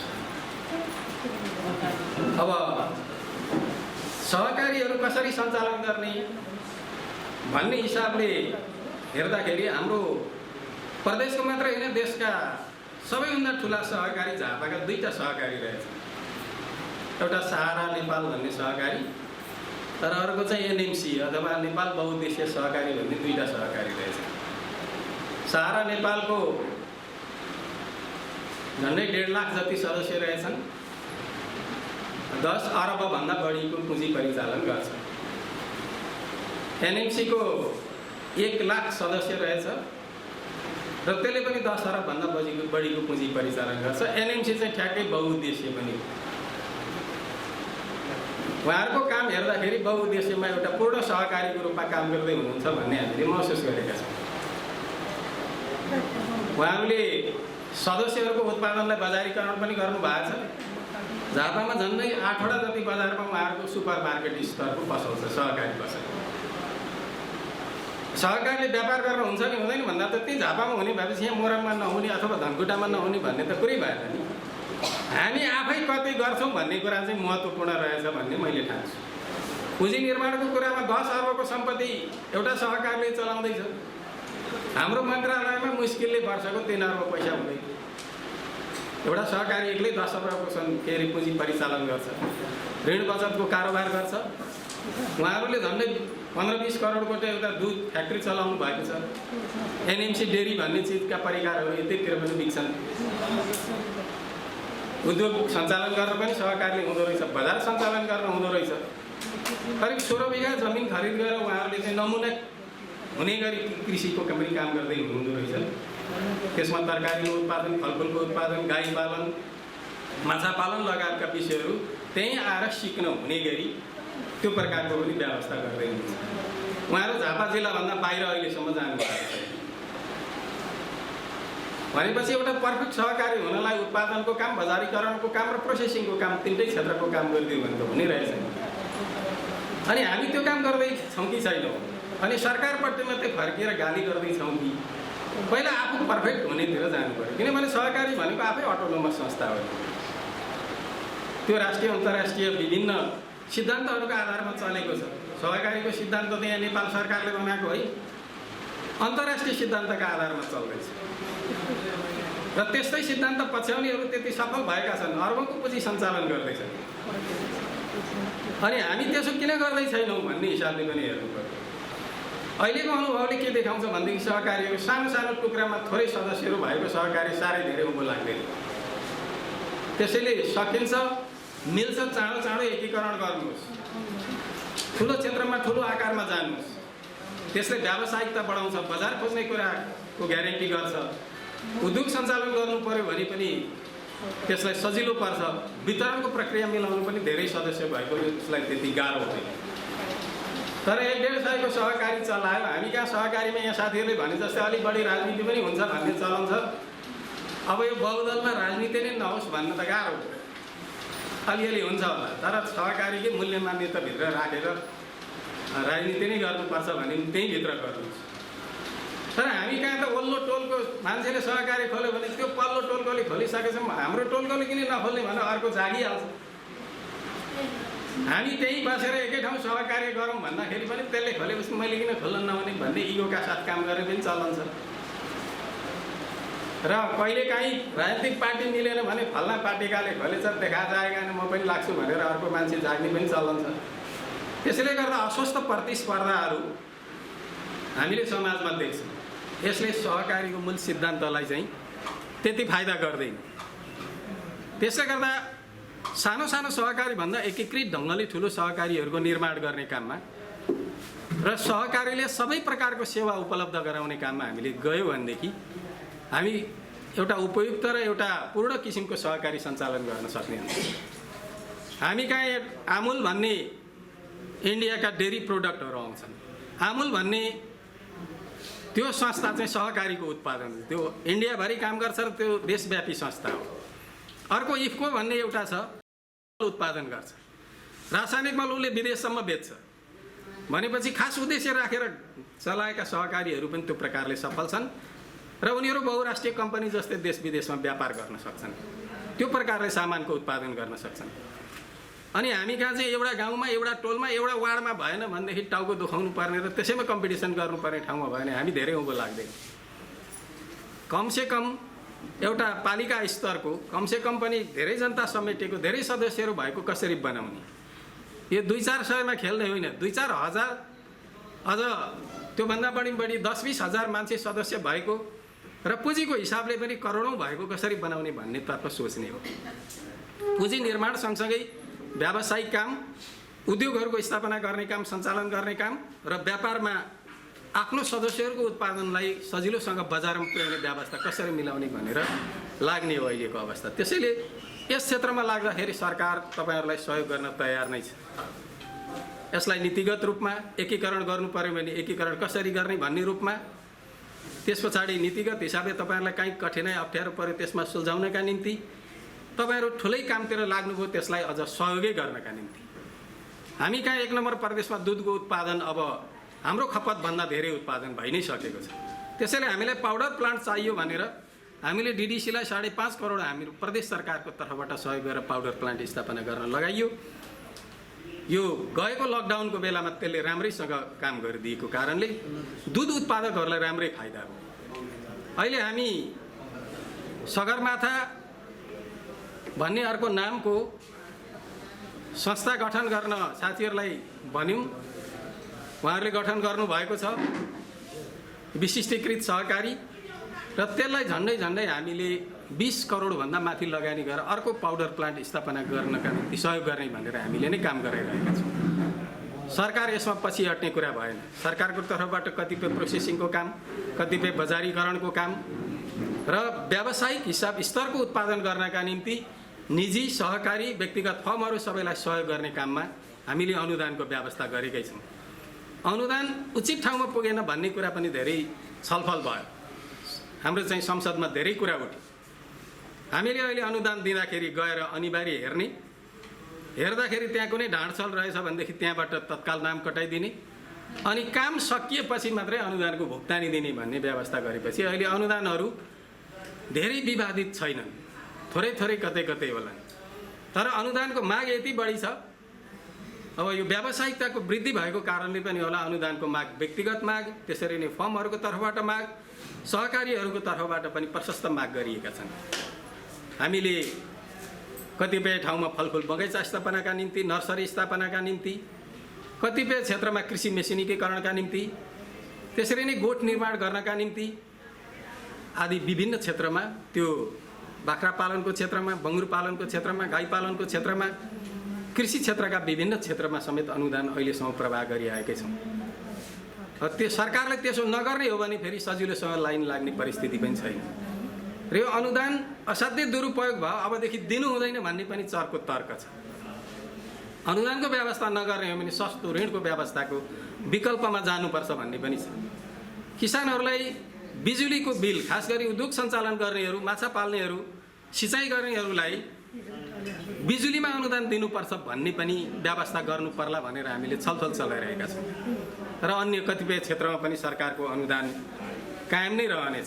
अनि मात्रै हामीले कृषिलाई अगाडि बढाउन सक्नेछौँ भन्ने परिस्थिति छ। तर कतिपय चिजहरूको उत्पादन हामी कहाँ अहिले नै भएको भन्दा अब धेरै हुने हो कि भन्ने खतरा पनि छ। दुधको उत्पादन हामीलाई अहिले पुगिसकेको छ। मासुको तर्फको कुरा गर्दाखेरि हामीलाई सम्भवतः मासुको उत्पादन पनि अब पुग्दो अवस्थामा छ भन्ने अहिलेसम्मको अड्कल छ। अब यसभन्दा बढी हामीले जब उत्पादन धेरै बढाउँछौँ, यो निकासीको वस्तुको रूपमा कसरी विकास गर्ने, निकासीको निम्ति ठाउँहरू कसरी खोज्ने, देशभित्रका विभिन्न ठुला सहरहरूको बजार बाहेक हामीले अन्तर्राष्ट्रिय रूपमा पठाउनका निम्ति हाम्रो मालवस्तुको तयारी कसरी गर्ने, त्यसलाई सरकारले प्रमाणित कसरी गरिदिने भन्ने चाहिँ हामीसँग अब नयाँ चुनौती पनि छ। अहिले पनि 1 नम्बर प्रदेशबाट धेरै बङ्गुर काठमाडौँ जान्छ। बङ्गुर जान्छ र काठमाडौँमा चाहिँ धराने कालो हुँदो रहेछ। यहाँ चाहिँ विभिन्न रङको जाँदो रहेछ, उहाँ पुगेपछि धराने कालो भइहाल्छ। जे होस्, हाम्रो तर्फबाट बङ्गुर बाहिर निकासी हुन्छ भने अब चाँडै नै हामीले खसी बाख्रा अहिले पनि धेरै जिल्लाहरूबाट काठमाडौँतिर जान्छ। त्यो अब ठुलो फ्लोको रूपमा अगाडि जानेवाला छ। हामीले चिया अहिले पनि विदेश बेचिरहेका छौँ, अलैँची विदेश बेचिरहेका छौँ, कुचो लगायतका चिजहरू विदेशमा बेचिरहेका छौँ। हामीले यसबाहेक पनि कतिपय चिजलाई अब विदेशमा प्रमोसन नगर्ने हो भने हाम्रो व्यावसायिकताले फेरि गति लिँदैन। त्यसैले हामी विदेशमा बेच्नका निम्ति हाम्रो सामानहरूको स्तर कसरी उकास्ने अथवा गुणस्तर कसरी कायम गर्ने, स्वस्थकर हो भनेर प्रमाणित कसरी गर्ने र त्यसले कृषि व्यवसायमा टेवा हुने गरी सहकारीहरू अगाडि बढ्न सक्ने गरी ती चिजहरूको बजारीकरण कसरी गर्ने भन्नेमा हामी अहिले छलफल चलाउँदैछौँ। त्यो जरुरी भइसकेको विषय छ। हामी कहाँ कतिपय चिजहरू चाहिँ अहिले पनि अभाव छन्, अपुग छन्। हाम्रो तराईमा ठाउँ राम्रा छन् तर प्याज फल्दो रहन्छ। प्याज सधैँ हामीले विदेशबाट ल्याउनुपर्छ, लसुन सधैँ विदेशबाट ल्याउनुपर्छ, मसला लगायतका सबै चिज हामी अहिले पनि विदेशबाट ल्याइरहेका छौँ। कतिपय सहकारीहरूले यसको उत्पादनमा भाग लियो भनेदेखि राम्रै हुन्छ, किनभने बजार ठुलो छ। हामीले त्यो तर्फ छलफल चलायो भनेदेखि राम्रै हुन्छ। र कतिपय चिजहरूलाई हामीले उत्पादन गरेको चिजहरू भण्डारण गर्नका निम्ति शीत भण्डारहरूको जरुरी छ। त्यसमा सरकारको तर्फबाट कतिपय क्षेत्रमा स्थानीय तहसँग, कतिपय क्षेत्रमा सहकारीसँग समेत मिलेर कामहरू हामीले पनि गर्दैछौँ। यहाँहरूले पनि त्यसमा सहभागी हुन सक्नुहुन्छ। र यस्ता कतिपय क्षेत्रमा गरिने कामहरूमा बहुउद्देश्य सहकारीहरूले, जसको चाहिँ उद्देश्य पनि फरक छ। अब सरकारी नीति नै के छ भने 30% तपाईँको आर्थिक काम गर्नुहोस्, 70% अन्य प्रकारको काम गर्नुहोस् भन्ने छ। र धेरै जसोले मसँग चाहिँ 20 करोड छ भन्ने भयो भने 20 करोडलाई चाहिँ 30% मानेर अनि 70% अरू कारोबार कसरी गर्ने भन्नेतर्फ ध्यान पुगेन भने सधैँ बहुउद्देश्य रहिराख्ने परिस्थिति छैन। अनि कारबाहीमा परेर फेरि एकल उद्देश्यतिर झर्नुपर्ने स्थिति हुनसक्छ। त्यसकारण बहुउद्देश्यको उद्देश्य अनुरूप कृषि व्यवसाय, व्यापार व्यवसाय, अन्य प्रकारको व्यवसायतिर कसरी जाने, बजारको खोजी गरेर किसानहरूलाई प्रोत्साहन कसरी गर्ने र एक आपसमा सम्बन्धहरू स्थापित गरेर हाम्रो उत्पादित चिजहरूलाई बजारीकरणमा कसरी चाहिँ अगाडि बढाउने भन्ने जस्तो क्षेत्रमा सहकारीहरू अगाडि बढ्न सकोस्। त्यसमध्ये पनि बहुउद्देश्यको यसमा विशेष महत्त्व रहन्छ। यतातर्फ ध्यान पुगोस् भन्ने कुरा राखेर कार्यक्रममा प्रमुख अतिथिको रूपमा आमन्त्रण गर्नुभएकोमा र एउटा छाता सङ्गठन, बलियो छाता सङ्गठन निर्माण गर्न लाग्नु भएकोमा यहाँहरूलाई विशेष धन्यवाद दिँदै मेरो भनाइ अन्त्य गर्छु। धन्यवाद।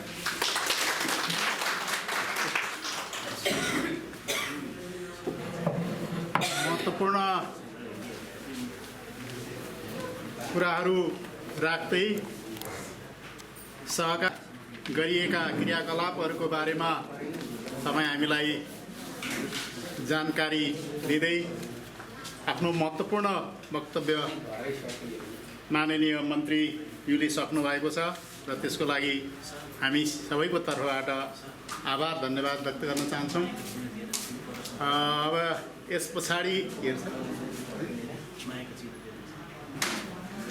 पछाडि हामी हाम्रो प्रमुख अतिथिज्यूलाई यहाँबाट बिदाई गर्दैछौँ। उहाँको विशेष अन्य क्षेत्रमा पनि कार्यक्रम भएको हुनाले र म अब मायाको चिनो प्रदान गर्दिन हुनको निमित्त कार्यक्रमका सभापति तथा हाम्रा विशेष अतिथि कञ्चन कवलका अध्यक्षज्यूलाई संयुक्त रूपमा प्रदान गर्दिन हुनको निमित्त म सादर अनुरोध गर्दछु र सम्पूर्ण साथीहरूलाई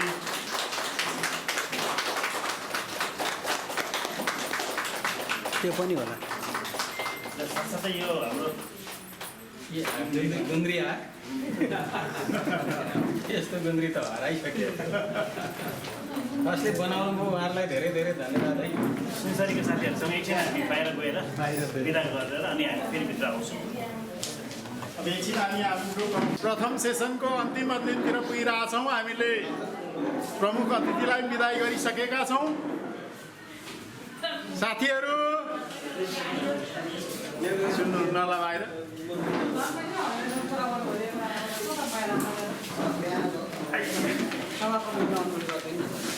अहिले ठिकै छ, आउन दिउँ साथीहरू। होइन, यहाँ क्यामेरामा चाहिँ म रेकर्डमा बसेँ है, यो लामो रहन्छ। आदरणीय साथीहरू, भित्र आइदिन हुन सादर अनुरोध छ। अब हामी यो प्रथम सेसनको अन्त्यमा पुगेका छौँ र अब म आफ्ना सारगर्भित कुराहरू राख्दै पहिलो सत्र अन्त्य गर्दिन हुनको निमित्त म आजका सभापतिज्यूलाई अनुरोध गर्दै म पनि यहाँहरूबाट बिदाई लिन चाहन्छु। धन्यवाद, जय सहकारी। धन्यवाद उद्घोषकज्यू। हामीले भर्खरै प्रमुख अतिथिज्यूलाई बिदाई गरिसक्यौँ।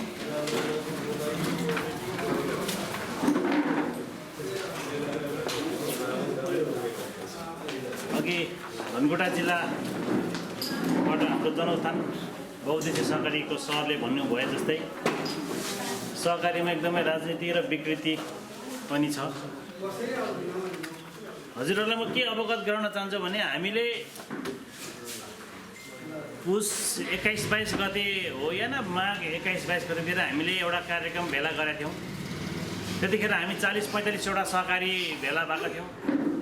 40-45 वटा सहकारी भेला हुँदाखेरि 7-8 जिल्ला 9 जिल्ला, तर सहकारीको सङ्ख्या 45 मात्रै हुँदाखेरि हामीले महासङ्घको एकजना पदाधिकारीलाई प्रमुख अतिथि आइदिनु हुन भनेर अनुरोध गऱ्यौँ। म नाम लिन चाहन्न र पार्टीको नाम पनि लिन चाहन्न। उहाँले मलाई के भन्नुभयो भने तपाईँ त कालो काङ्ग्रेस हुनुहुँदो रहेछ, तपाईँलाई सुरेन्द्र भण्डारीले खटाएको रहेछ, तपाईँले चाहिँ सबै काङ्ग्रेसको सहकारी छानेर लिएर आउनुभयो उहाँले भन्नुभयो मलाई। त्यो मोबाइलको रेकर्ड अहिले पनि मेरो मोबाइलमा सेभ छ होइन। मैले भने सर तपाईँले मलाई म काङ्ग्रेस हो भने प्रमाणित गरिदिनुहोस्, म सहकारी जीवनबाट राजीनामा दिन्छु मैले भने। मैले होइन तपाईँको बारेमा रातभरि बुझ्छु, म भोलि बिहान के गर्ने। प्रमुख अतिथिज्यूले त्यो भनिसकेपछि अब राति 8:30 बजेको 7:30 देखि 8 बजीतिर प्रमुख अतिथि आउँदिन भन्दाखेरि अवस्था कस्तो होला। अरू विषयले आउँदिन भन्नुभएको हामी बुझ्थ्यौँ, तर बिल्कुलै राजनीति घुसाइदिनु भयो। हामीले अन्य जिल्ला बौद्धिकसँगलाई नभने होइन भनेको, तर कस्तो कुरा आइदियो भने राजनीतिक आइदियो। त्यसले गर्दाखेरि सबैजनालाई हामीले फेरि 21 र 22 हामीले कार्यक्रमै गऱ्यौँ। होटलमा केही साथीहरू आउनुभयो, हामीले राति नै 9 बजे पछाडि क्यान्सल गर्न थाल्यौँ। ल नआइदिनुहोस्, यो कारणले क्यान्सल हुन लाग्यो भनेर हामीले सबैजनालाई अनुरोध गऱ्यौँ, क्यान्सल गऱ्यौँ। फेरि हामीले होमवर्क गऱ्यौँ, फेरि मिहिनेत गऱ्यौँ। अझ 2टा सङ्घ थप दर्ता गऱ्यौँ हामीले, उदयपुर र धनकुटा। उदयपुर र धनकुटा दर्ता भइसक्दाखेरि पनि तपाईँको के कुरा आयो भने अब त तपाईँहरूले त 15 दिने सूचना निकाल्नुपर्छ, अनि जिल्ला सहकारी सङ्घको सिफारिस चाहिन्छ भनेर फेरि नयाँ अर्को थापिदिनु भयो प्रदेश कार्यालयबाट। जुन चाहिँ सहकारी ऐन सङ्घीयमा 2074 र नियम 2075 र 2076 सहकारी ऐन प्रदेशमा हेर्दाखेरि त्यो कुरा उल्लेख छैन।